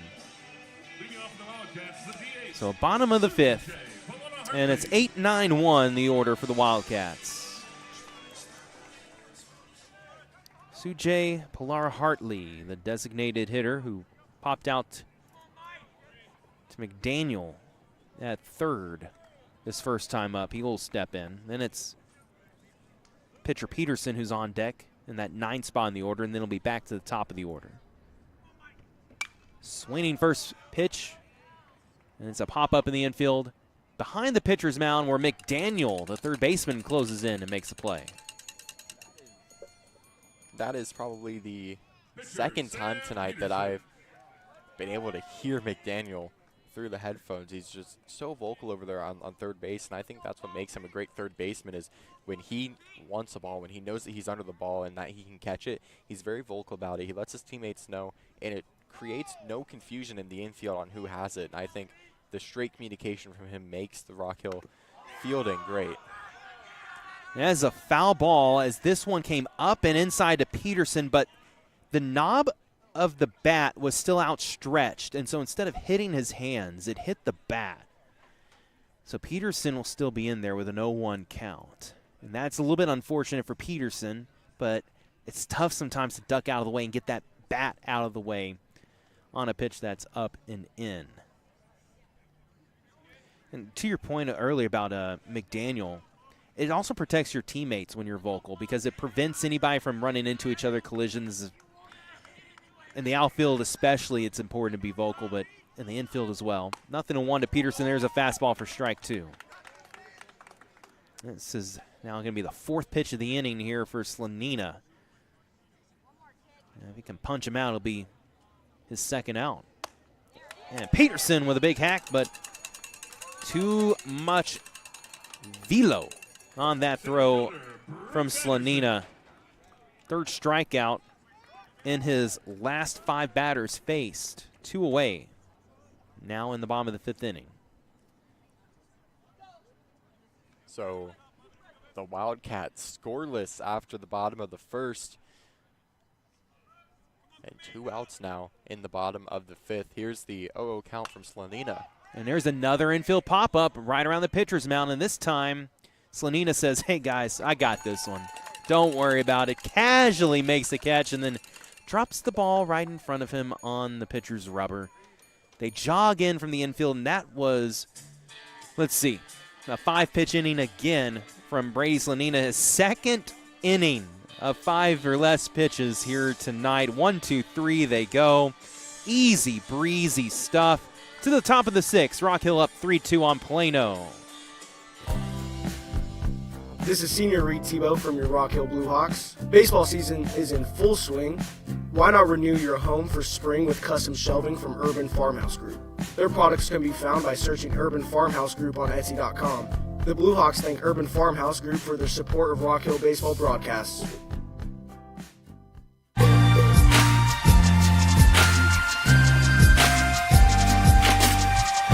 Blue Hawks a little closer to closing in on district win number 6 of the season. Trying to improve that district record to 6-7 if they can claim the victory tonight. Also, they could improve to 16-9-1 for the year with the win. Tyler Sloan here along with Colton Boston on the call. And a 3-2 lead for Rock Hill. All the damage from the Blue Hawks done in the 3rd inning when they scored 3 runs off Sam Peterson. Anthony Gonzalez, a 2 RBI double. And then the sac fly from Ada McDaniel. The difference so far in this game, and it will be McDaniel himself to lead off here in the 6th inning. He'll be followed by Richards and Bell, unless there are any changes that happen in the batting order from that time on. So it is, I believe it's 12 outs and 1 run that is separating Coach Stanton from 100 career wins as a 6th-year coach. Some confusion here from Plano as Hurd, the catcher, had to get up out of his stance and look back over at the dugout for the pitch call. Now they have it, and it's low and away for ball 1. Something I noticed about Hurd, too, is he has an earpiece in his left ear telling him the pitch calls. Looks like he was giving a signal. Possibly he's not getting it through his earpiece. Not too sure about that one. That time he did. 1-0. There's a fastball for a strike. I could see the coach into the walkie-talkie there in the Plano dugout, and Hurd didn't have any issue in that time. So, tell you what, everything is advanced in baseball. Now they're communicating with electronics here. High school baseball. 1-1. This pitch is up and in. Trying to throw a little bit of a sweeper. Didn't move all that much. McDaniel will await the 2-1. From the wind, it's Peterson, and the fastball is lifted out of play. 2 balls and 2 strikes. McDaniels has great plate vision. He's so patient. He's the leadoff hitter in the top of the 6th in a 1-run game. He knows not to be too aggressive with it, but he also knows not to be too passive. He knows that Rock Hill hasn't ran away with this win yet. Clips this one foul, stays alive. Just the top of the barrel hitting the bottom of the baseball. So it remains 2-2. Wind has started to really die down here tonight. Not gusting. You know, we had 25-mile-per-hour gusts today, but the wind has started to drop just a little bit. 2-2. Breaking ball called, strike 3. The big hook from Peterson. Just his 3rd strikeout of the evening. And to bring up Grayson Richards up to the plate. He bats with a 174 batting average. He's got an RBI and an on-base percentage of close to 30%. Richards with an incredible foul ball catch earlier. So he'll take the first pitch. There's a fastball for strike 1. Richards tonight, a fielder's choice in the 2nd, and a deep fly to center in the 3rd. The 0-1, high fastball from Peterson. Both pitchers have stretched into the 6th inning here. Slanina for Rock Hill. Peterson now for Plano. So the starters doing their job, completing their task of making sure that they work their way into the latter innings. There's a fly ball to the Bermuda Triangle area behind third base and in left field, and an over the shoulder catch made all the way twisted around was the shortstop, Owens, and he looked over his right shoulder and had to reach across with his left arm all the way back towards the opposite side of his body to make that catch. That was the difficult way to make it. And I think something that definitely had a contributing factor there is the wind. We talked about it a little bit early in the game. It was really, really blowing. Now it's kind of started to die down. But it'll still gust from time to time. There's a called strike to Bell. Here are 2 outs, no one on. And it's still carrying out the wind when it does gust in. Singleton on deck if the inning continues here for the Blue Hawks. Breaking ball for strike 2, and didn't see Peterson use that breaking ball to much effect in the first 3 or 4 innings, but here in the last 2, he started to really find success with that breaker. The start of this game, the wind was 15 gusting 23. Currently it's 14 gusting 22. 0-2 trying another breaking ball, and this one's outside.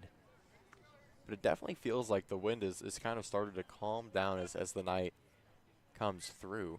And just the temperature is absolutely ideal tonight, mid-70s. I mean, it just feels like baseball weather. It feels lovely out here. 1-2, remains high. Good take from Bell. That was not an easy one. Watch it up maybe a little away. 2-2. This is why at Globe Life Field I love when the roof is open, because I love baseball when it's played as it should be, outdoors. 2-2. Fastball up high, full count. That being said, when it's August and 110 degrees out, I don't mind having a little AC. It's always the bad thing about Texas. You have some really good weather and then some where it's almost unbearable, and it is not very fun. Not sure what's worse, summer baseball in Texas, or when the high school season begins in the beginning of February and you're battling freezing rain and 40 degrees. Full count. Bell, he went after it, but Bell unable to make contact. Another strikeout from Peterson. Was looking back into the crowd, a little stoic look as he makes his way off the field. We're halfway through the 6th inning, bottom of the 6th. Brady Slanina back on the mound when we return here for Rock Hill Baseball. I'm Blue Hawk Senior Boston Wilson, asking if you're hungry for better meals without the hassle. Discover Wild Fork, your destination for chef-quality meats, seafood, and flavor-packed meals delivered frozen fresh to your door. From fresh, not frozen, premium steaks and seafood, ready-to-heat favorites, Wild Fork makes every meal unforgettable, with variety as big as Texas. Visit the Wild Fork location and prosper at Coy and 380 and taste the difference for yourself. Wild Fork, real food, real flavor, real easy.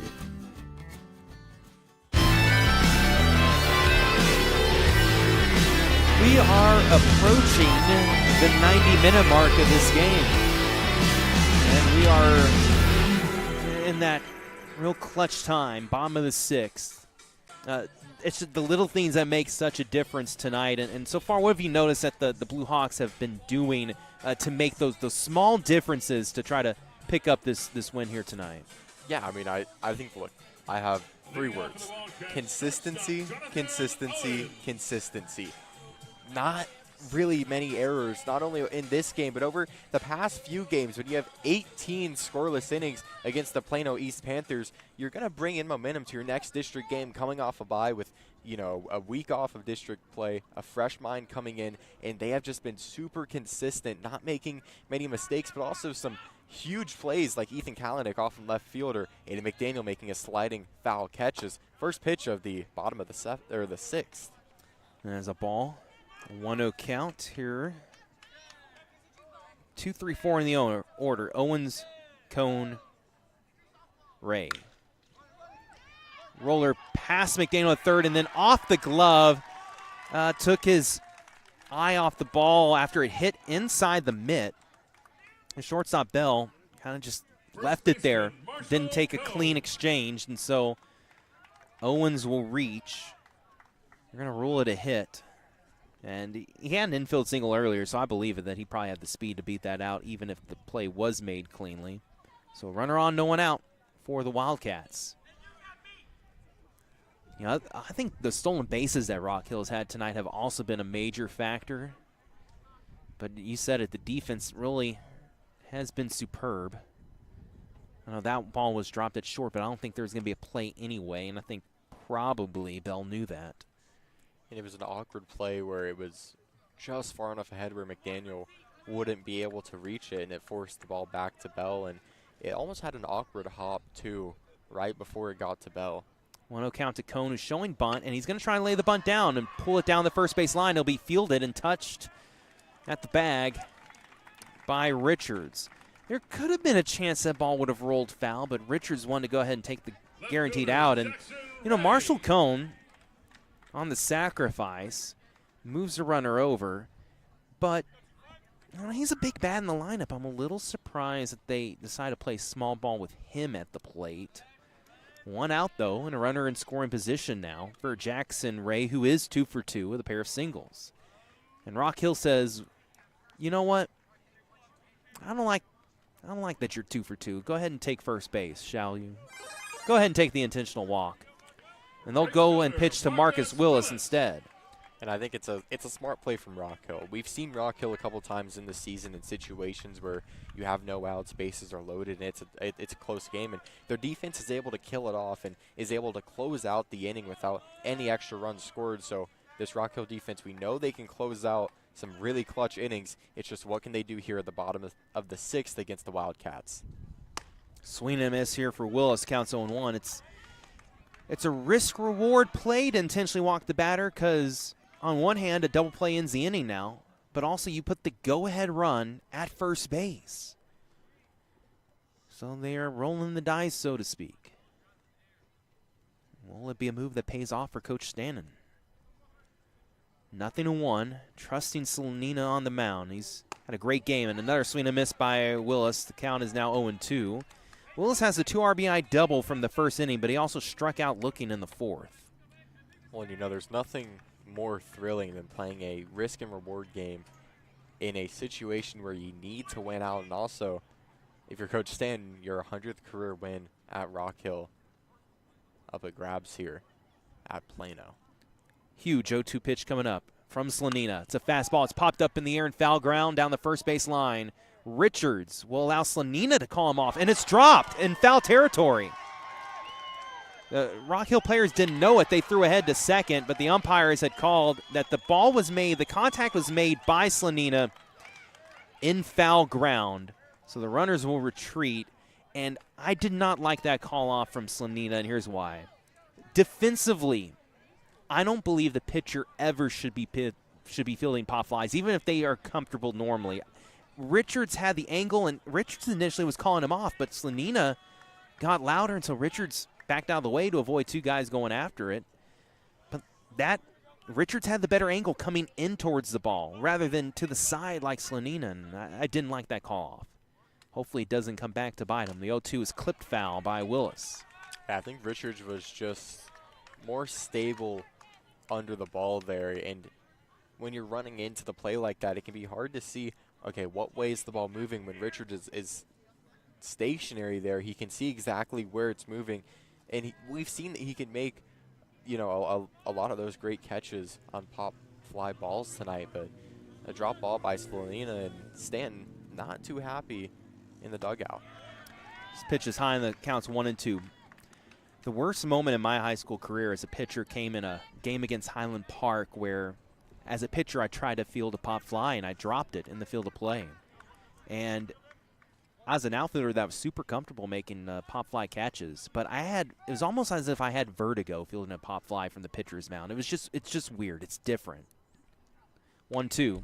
This one's tapped foul by Willis. You get, sometimes if it's a high pop up and you're looking straight up in the air for so long, it messes with your brain and your kind of perception of everything. And, you know, for Slanina, wasn't quite straight up. It was off to the side on the first baseline, but that was a longer run for him than it was for Richards. And it's just tough on the pitchers to make pop fly catches in the infield. And I just can't stress that enough. It's a high degree difficulty play. And when you're looking off to that first baseline too, you're also fighting the stadium lights that are super bright here at Plano Senior High School. 1-2. This one's popped out of play again. Willis sends that one to the trees beyond the stands. I'm sure some kid is going to go give chase to that baseball. The kids always love to do that work. Big moment in this game, 3-2, Rock Hill on top, but bottom of the sixth, 1 out. Runners at first and second for Plano, trying to tie or take the lead here through Marcus Willis, who already has 2 RBIs tonight. Thomas Gazda on deck if the inning continues. Double play potential here on a grounder for Rock Hill. Count's been 1-2 for a while. Slanina and Willis are going to battle. Slanina with the hold in the stretch. 2 looks at second. Now we'll fire from the slide step. And there is the slider for strike 3. Willis a swing and a miss.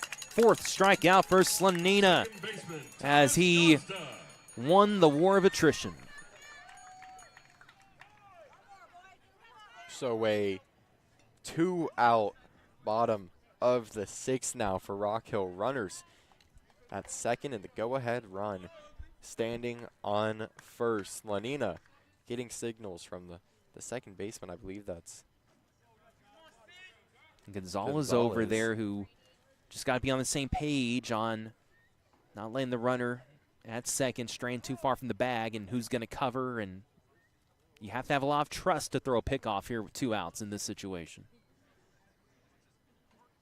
Runner holds tight to second base, and here's a grounder to short.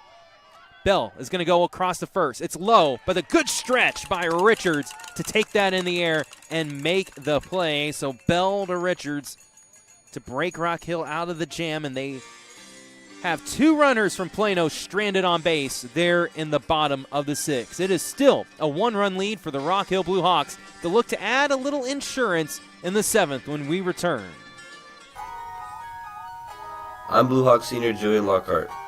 First Graphic Services is a Prosper ISD family-owned sign and graphics company that has been providing graphic solutions for over 30 years to the North Texas area. They specialize in signs for home builders, developers, political candidates, school districts, realtors, as well as many other local businesses. Check them out on social media or hit them up on their website at www.firstgraphicservices.com.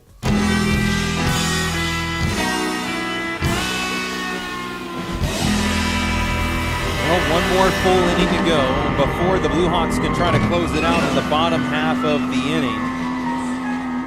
inning. It will be a last chance to tack on some insurance runs here in the 7th, and it's the bottom of the order. Or no, sorry, I'm looking at Plano still. I didn't flip my script yet. It starts at the very bottom of the order. Morgan Singleton, followed by Carson Roy, and then Ethan Kalanick. I believe might be Roy leading off. Pinch hitter. Maybe. No. Roy's, I think, just out there earlier than Singleton. Singleton's making his way out of the dugout just now. There he is. Maybe took him a little longer to find his batting gloves. Sometimes that's what happens when you're, Singleton has that lawn run in between innings from right field. I'm surprised no one had his helmet and bat and batting gloves ready for him. That's a long journey from right field to get back into the dugout and then get prepared to be the leadoff man of the inning. As we saw the third base coach and Coach Stanton having a little talk to Morgan Singleton. You're sitting in a 3-2 game in a must-win situation with Coach Stanton's 100th career win on the line. It's a 1-run game in district play. You're away. You're at Plano you're at Plano Seniors Field, the Wildcats. You're leading off in such an important game and such an important momentum to carry on coming off of a 13-0 series against the Plano East Panthers. You have the chance to win the first game. So crucial in these 2-game series to take the first one and get that momentum, get that little edge of confidence going into the return meeting, which will happen on Friday night back at Rock Hill High School in that beautiful baseball park that they have. This one's low, 2-0 now to Singleton. It's a great eye from Singleton, too. You're in the last inning of the game. This is your last and final chance to build in some insurance runs for your team, and Morgan not letting that get to him, being really patient with the bat. And patient again as he watches this one skip in for a 3-0 count. Nothing close yet from Peterson. There is activity again in the Wildcats bullpen. The right-hander getting loose. This scoreboard here doesn't provide pitch count, so I can't tell you how many pitches Peterson has left and whether Plano will let him stretch to 110 or not tonight. But that is ball 4, 4 straight balls from Sam Peterson. Singleton gracefully accepts the free pass to first. And it brings up Carson Roy up to the plate. He bats with a .433 average on the season. He leads the team in home runs with 4. He's got 19 RBI coming into this game and an on-base percentage of about 57% for Roy. Singleton is on first. No outs, top of the 7th. Last chance to build insurance runs if you're Rock Hill in a one-run game in a must-win series for the Blue Hawks. Bunt shown, pulled back, runner on the move. Singleton slides in safely and easily takes his second bag of the night. It's 14 stolen bases now in the year for Singleton. And Wildcats head coach Rick Creamery has yet to make a call to the bullpen. Thought maybe that, fourth time through the order, he might make the change after Singleton's at bat. But Peterson staying in there to face Carson Roy with so much riding in the balance here in the 7th inning. Plano trying to keep this a one-run game heading into the bottom half of the 7th. Yeah, and after that ball bounced kind of halfway between the pitching mound and second, some frustration shown by the catcher in a big game. It moved Singleton, arguably one of the fastest guys on Rock Hill's lineup, to a scoring position with one of the best batters who leads the team in batting average up to the plate. And just Rock Hill putting an immense amount of pressure on the Wildcats right now. And that's 2 looks at second base by the pitcher now where he's turned, looked, but not thrown. And a balk earlier tonight when Singleton was on second from Peterson. And Singleton's trying to bounce around and try to force another balk. 0-1, bunt pulled back by Roy. Counts even at a ball and a strike. If you move Singleton over to third with 1 out, excellent chance to bring him in. However, if Peterson can't throw strikes here, then Roy might have an opportunity to take a swing late in the count or just reach base himself via walk. Roy calls a little time. Step back in the boxes. It's a 1-1 count, no out. Singleton on second in the top of the 7th in a one-run game. This bunt is put down on the third base side and miscommunication there. And it'll be an infield single for Carson Roy as the pitcher immediately pointed down the third base side with the bunt, but the third baseman decided to back up and take his bag as if the pitcher might shovel it that way. And Tuning decided not to go after it. The pitcher expected him to go after it. And that was just a perfectly placed bunt to put pressure on the Plano defense. It is, just perfectly placed bunt by Carson Roy to put runners on the corners for Rock Hill. Singleton now on third, and one-run game here, top of the 7th. You have no outs.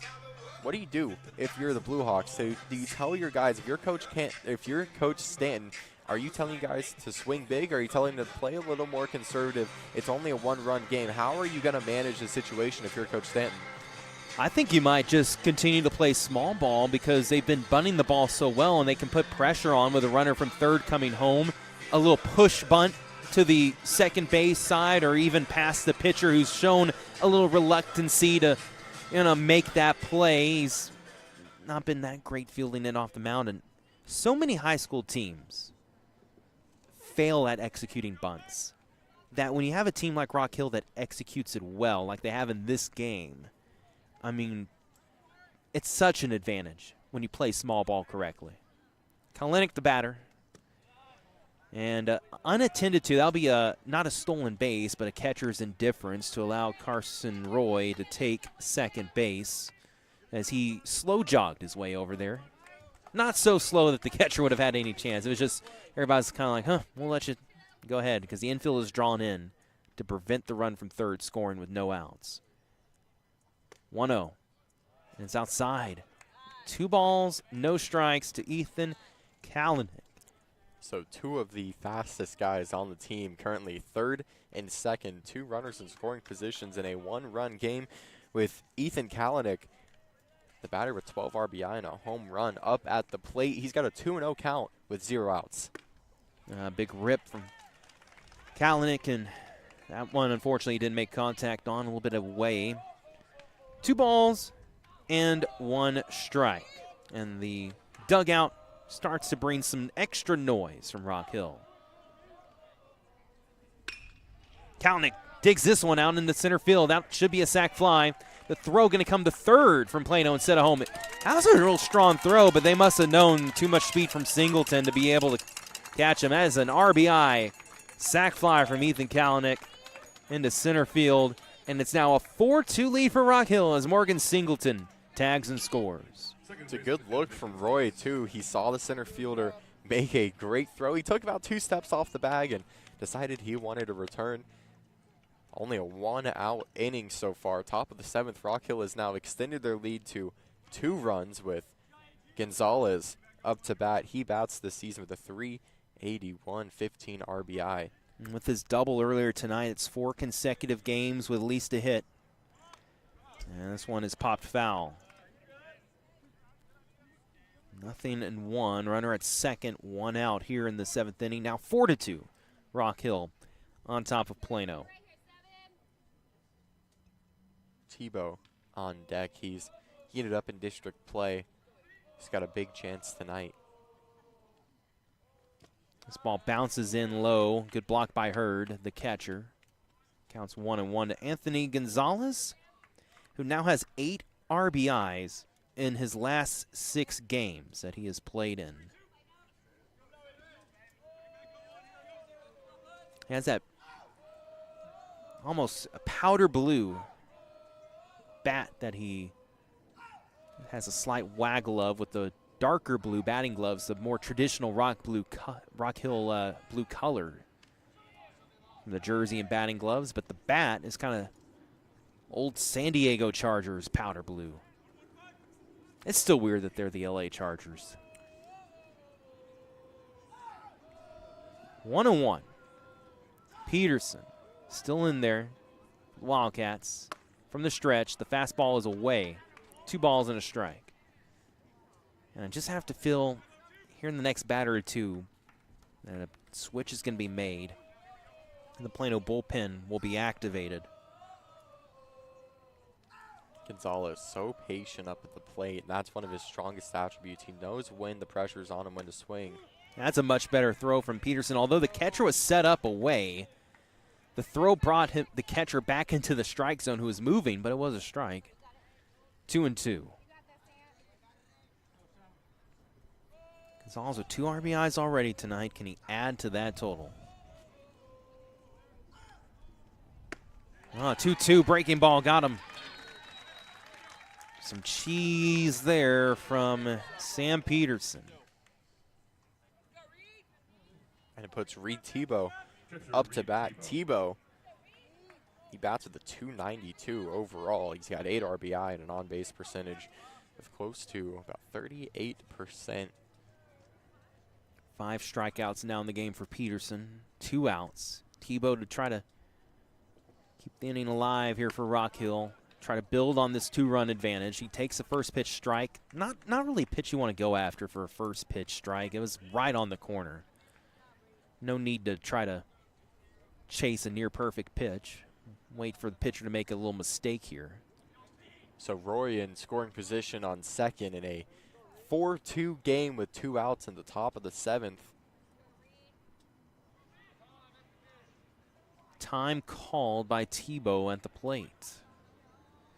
Wants to take a practice cut, which he'll do a couple of. And he's gone with the all-night look here. The black batting gloves, a completely black bat with the barrel and the handle. The neck of the bat, all that kind of matte black color. 0-1. This pitch is away for a ball. I did a English language deep dive a couple weeks ago. You know, it used to be in the English language, the word for black was svart, which is still used in German languages. And it's kind of a more misty, hazy black, where our black that we use now in the English language as the pitch is low. Runner's on the move, and he steals third base. Well done there by Roy to get even closer to scoring. But it's more of like that matte black, that like complete darkness, where it's more of a hazy darkness, the old version. And they used to use those as two different words back in the 1500s or so, before they kind of made a permanent change around 1700s of let's phase out the word svert and let's go with just black for our describing that color here in the English language. 2-1. But in Sweden and Germany and the Netherlands, they still use svert as their way to describe that color. 2-2. Always learn something new at the ballpark. You never know what you're going to learn at the ballpark, especially when I'm here on the mic. 2-2. Breaking ball, and that's taken well. Driven in the center field. A diving effort is not to be. From the center field, and rolls all the way to the wall as it got by the Wildcat center fielder, and it's all the way to third for a triple for Reed Tebow. Tebow clutch, 5-2 Rock Hill as he drives home Roy.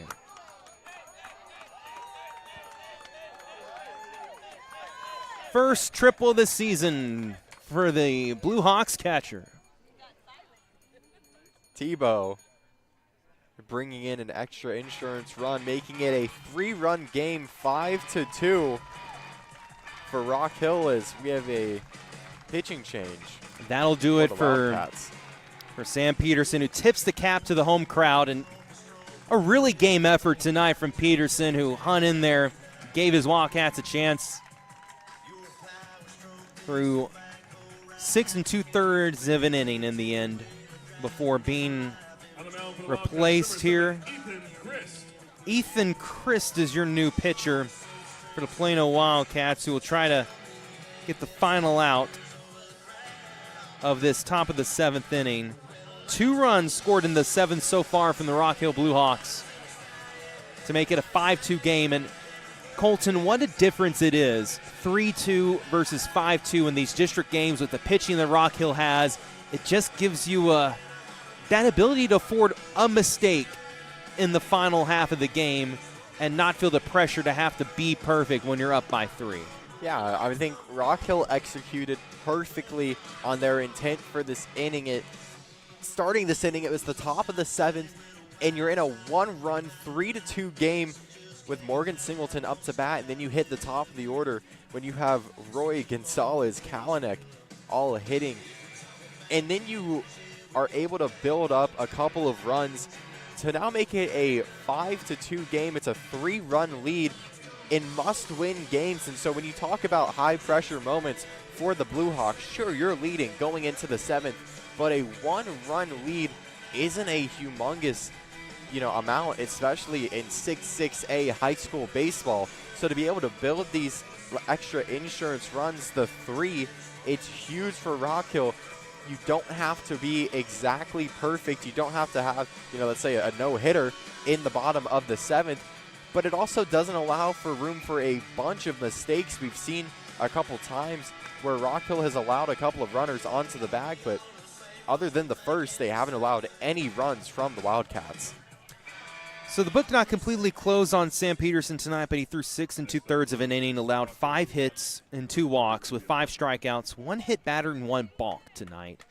And the amount of runs he gives up will determine whether the spot that was occupied by Tebow over at third now with a pinch runner in again for Tebow, which is, we'll get you a number in a second. Here's a grounder, though, to the shortstop, who hops it pretty quickly into the turf, but it bounced nice for the first baseman to end the inning as Lockhart is retired. And that was for Rock Hill pinch running there. It was Ethan McDaniel who had taken his place. So with that, that'll be a total of 5 runs allowed by Peterson tonight. And he's on the hook potentially here. Rock Hill 3 outs away from giving their head coach his 100th victory of his career, Sean Stanton, here at Rock Hill. 5-2 Blue Hawks as we enter the bottom of the 7th. Coming up. Attention North Texas ball players, step up your game with the NTX Tribe Baseball Club. This is Blue Hawk senior Ethan Kalanick.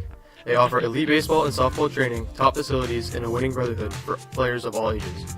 Join the NTX Tribe today and take your skills to the next level. Visit ntxtribebaseball.com. NTX Tribe Baseball, where champions are made.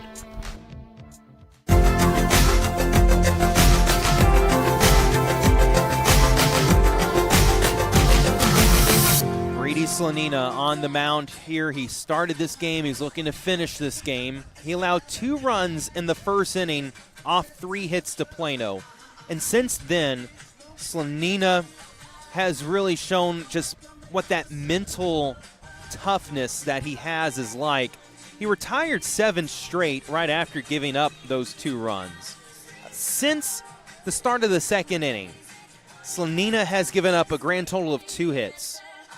The only walk was an intentional one, and he has not allowed a run since, and in fact, he has struck out 4 batters as well. So, I mean, Brady Slanina, he's going to be one of your players of the game, certainly if Rock Hill closes this one out, because of that resiliency after a rough first inning to be dominant ever since.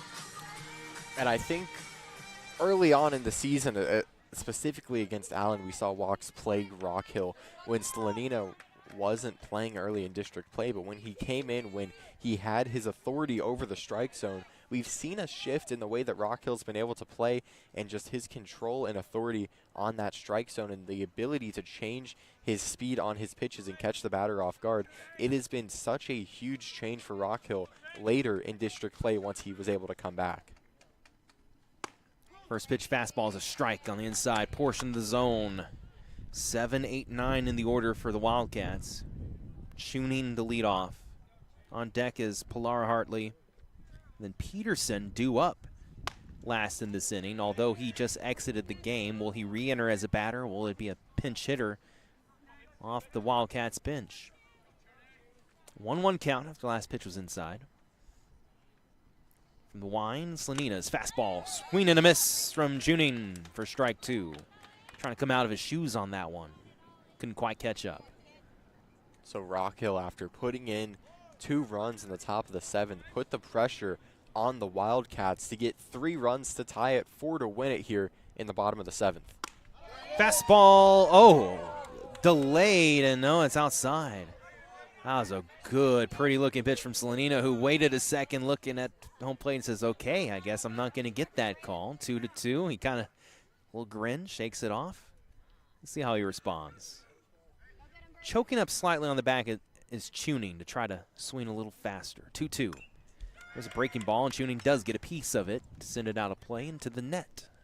And I like that about Slanina. He might have had a call that didn't go the way that he might have wanted it to, but he's able to put his head back down. He's able to get right back into it and act like it never happened.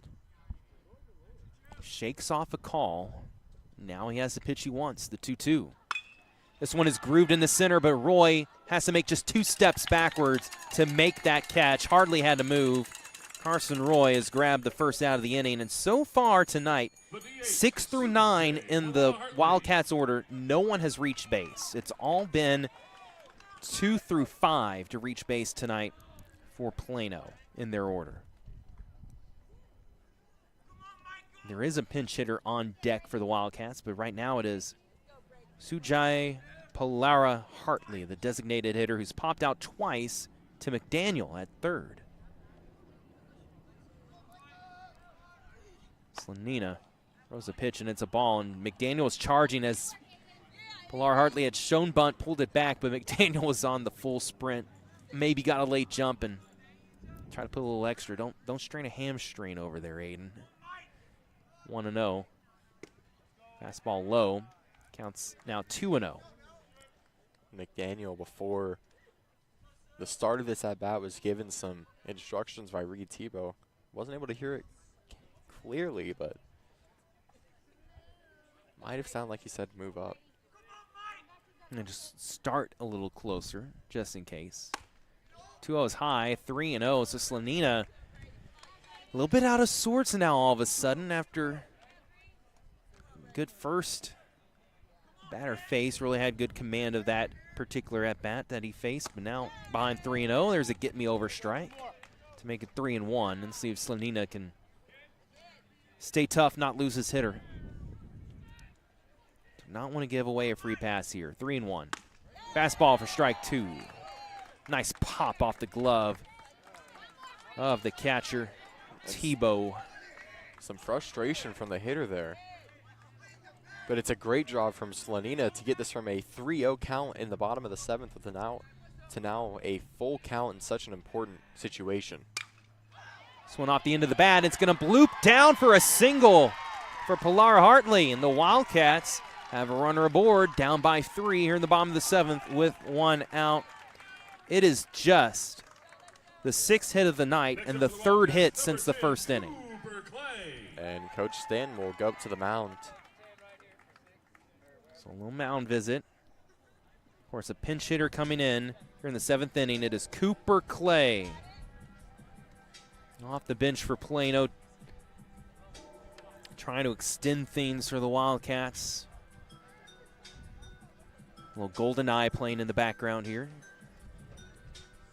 Colton, have you ever played Golden Eye? I have not. I mean, do you know what Golden Eye is? No. See, this is what I have to deal with, folks, working with the students of our future. Very amongst my age group, very popular video game. Look it up afterwards. I will. 1 out. Fastball for a strike. You know James Bond, right? Yeah. Yeah, yeah. it's a 007 GoldenEye. Ah. This is back in the N64 in the late 90s. If you ask anybody my age, mid-30s or older, this one's tapped foul. They probably have good memories of that video game. Now, whenever I moved out of my house probably about 3 years ago, I'm looking through a box that my dad had handed me, and there was a Nintendo 64 sitting at the bottom, completely untouched. That's gold right there. That is gold. 0-2. Here to Clay is Slonina doing a great job getting ahead of the batter in the count. Now to try to finish him off. Fastball, froze him. That thing zipped so quick through the air. Cooper Clay had no idea. Now was in the zone. Strikeout number 5 now for Slonina. And we are 1 out away. As the Rock Hill fans starting to make some noise for Brady Slonina with the final out. 2 outs down, bottom of the 7th. It's a 5-2 game. There's a dribbler to second. And just coned off the glove, and now a throw back to second. Everybody's safe. Gonzalez barely able to stretch out there. Just got it barely in the tip of his webbing of the glove, but couldn't bring it into his body to then bring it out to throw it across. The runner reaches safely. And so runners at first and second, the tying run at the plate, and Jonathan Owens here with 2 outs. So little hiccup to what was hoped from Rock Hill, a quick put out to the end of this game. Runners now on first and second. Runner in scoring position now on second. With 2 outs in this game, bottom of the 7th now, as the batter will call for time. And time needed. Slonina, I believe this would be his 4th complete game if he secures it. He's gone 7 innings 3 other times this season, but one of those was in a no decision in extra innings, that tough game against Allen when she went 7 1/3. Fastball for a strike. 0-1 to Owens, who is 2 for 3 with a pair of infield singles today. So pressure now being put on Owens, with Rock Hill fans putting a little bit of noise pressure on him now, as normally you wouldn't expect that playing at your home field for the Wildcats, but Rock Hill fans show up and show out. That's what a good traveling fan base does, and there's strike 2. And the Rock Hill fans who've brought their chairs here to enjoy this one in the cozy confines of Plano High School. 1 strike away from seeing their 6th district victory of the season and a complete game from Brady Slonina.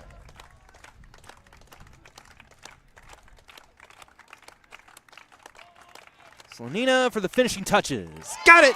Strike 3, swing and a miss. Brady Slonina with his 6th strikeout retires Jonathan Owens, ends the ball game, and congratulations not just to the Rock Hill Blue Hawks, but to head coach Sean Stanton. Win number 100. He is in triple digits now in his short career here at Rock Hill. He's done it in under 6 seasons. And impressive 5-2 road victory tonight for the Blue Hawks. And we'll take a quick break, and then we'll give you the final line on Brady Slanina and recap how it all went down. That'll be here after this quick timeout.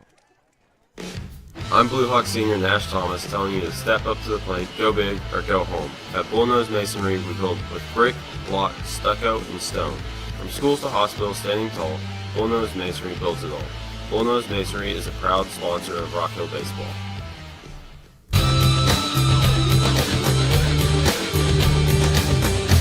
Welcome back. Tyler Sloan here along with Colton Boston. Your final score, the Rock Hill Blue Hawks 5 and the Plano Wildcats 2. This game ended at 9:35, which meant the game time was 2 hours and 5 minutes tonight here at Plano High School. And the final line for the winning pitcher, Brady Slanina, in the complete game effort, 7 innings thrown, 6 hits allowed, 1 walk. It was an intentional pass. 2 runs, both were earned, and 6 strikeouts for Slanina tonight. He earns his 5th win of the season, improves to 5-0. Now at 42 1/3 innings on the season. That is another tremendous display for Slanina, who throws 3 strikeouts for every walk he throws. And tonight he just, after that first inning, you were wondering, is this going to be an off night for Brady, giving up 2 runs on 3 hits in the first? But he really just settled into a groove from the second inning on. Yeah, I mean, I think that is just the great thing that you can see with Slanina is even if he has an off inning here and there, he's still able to recoup. He's able to kind of clear his mind off of it. He's kind of able to shrug it off like nothing happened. And I think in pitchers, that is just so incredibly important. And we saw the product of that. He lets up 2 in the first, but then he doesn't let up any in the rest of this game. So sure, at the end of the day, this game might show up as a 5-2 game. But I think if you actually look deeper into it, this was a close game that was shut down at the very end by Rock Hill's batting. District play, as you'd expect, close, tight throughout, but Rock Hill able to persevere. At the plate tonight, Carson Roy was 2 for 4 with a pair of singles. Ethan Kalenic, he was 0 for 3 with a sacrifice RBI fly. Anthony Gonzalez was 1 for 3, had that 2 RBI double in the third to become the all-time hits leader in Rock Hill baseball history. Also had a walk in this game. Reed Tebow was 1 for 4, had that big triple in the 7th to drive home another run. Cole Carroll was hit by a pitch and did not remain in the game after that, and Julian Lockhart was 0 for 2 after he pinch hit. Ada McDaniel tonight 0 for 2 with a sac fly RBI. Grayson Richards was 0 for 3. Lucas Bell was 1 for 3, had a single in the second inning. And Morgan Singleton 1 for 2, had a bunt single in the 4th, and had a walk. He scored a run as well, and had a pair of stolen bases, several stolen bases tonight for Rock Hill. In fact, all the way across the board, it's 6 stolen bases for Rock Hill this evening. So they improved to 6-7 in district. 3 more district games remain. Friday night, they'll be back at home to take on Plano. That'll be our next broadcast where Brian Sutcliffe will be back for that. Then I will rejoin you in a little over a week's time, a Wednesday night next week for the first of 2 games against the McKinney Lions. That'll be at McKinney, which that's when I'll rejoin you, Colton, here with the broadcast. But a pretty good first broadcast here for me filling in for Brian. Another Rock Hill victory, and that's what we like to see. And now they have a banner out there on the third base line, the whole team holding it up. It says Coach Sean Stanton, 100 wins. They had the banner prepped. You know, you get a little nervous when you prep the banners ahead of time, but they knew it was going to come at some point. They were going to use that banner, and tonight they grab his 100th victory, and that has to be a very proud head coach of a team that he is extremely proud of, just the character that his team shows not only on the field but off the field as well. Yeah, I mean, it not only was it a huge win for Coach Stanton, 100 career wins, and I mean, that takes dedication to lead a program to 100 victories as a 6th-year head coach, but I mean, also just I wish Coach Stanton was wearing a heart rate monitor. 3-2 game, a 1-run game throughout most of it, just to extend the lead to a 5-2 win. in the end. I mean, just an incredible night here. And he just took a photo with Brady Slanino, who helped gather that win for him with the complete game. And, the other thing about it is, a lot of programs don't get 20 wins a year. They don't average that 18-plus win a year that like Coach Standen has. A lot of programs, a lot of baseball programs are only winning 7, 8, maybe 10 games a year. There's only so many winning programs, and then above that to excel even further, be a 20-plus win team. And Rock Hill, with win number 16 on the season, they'll fall, even if they win out, they'll fall just shy of 20 in the regular season. But for Rock Hill, another winning season that they're producing, and they're closing in on getting back to 500 in district play, and they can still finish a couple games above 500 in district. They keep their playoff hopes alive as well, as they will remain in the playoff hunt at least extending another couple of days. Yeah, and they've done everything perfectly since it was known that it was you have to win out and then get a little bit of help from some other teams. Rock Hill has been near perfect, 2 runs allowed in their past 3 district games. So, I think what a great way to close out tonight with Coach Stanton's 100th victory is. And they close it out with cartwheels or backflips as well. Oh, my. So Carson Roy, along with Morgan Singleton, and they come out uninjured from doing the highlight backflips for the crowd here in attendance. Is that how they celebrate every win? I think I've seen Morgan do one. I'm not sure if I've ever seen Roy do one before. Okay. Well, we'll expect to see that Friday and then Wednesday and then Friday again. That's what we hope for. Let's win out to end this season. Alongside Colton Boston, I'm Tyler Sloan saying so long from Plano Senior High. Once again, your final score, the Rock Hill Blue Hawks 5, the Plano Wildcats 2, and win number 100 in the career head coach Sean Stanton. So long, everyone.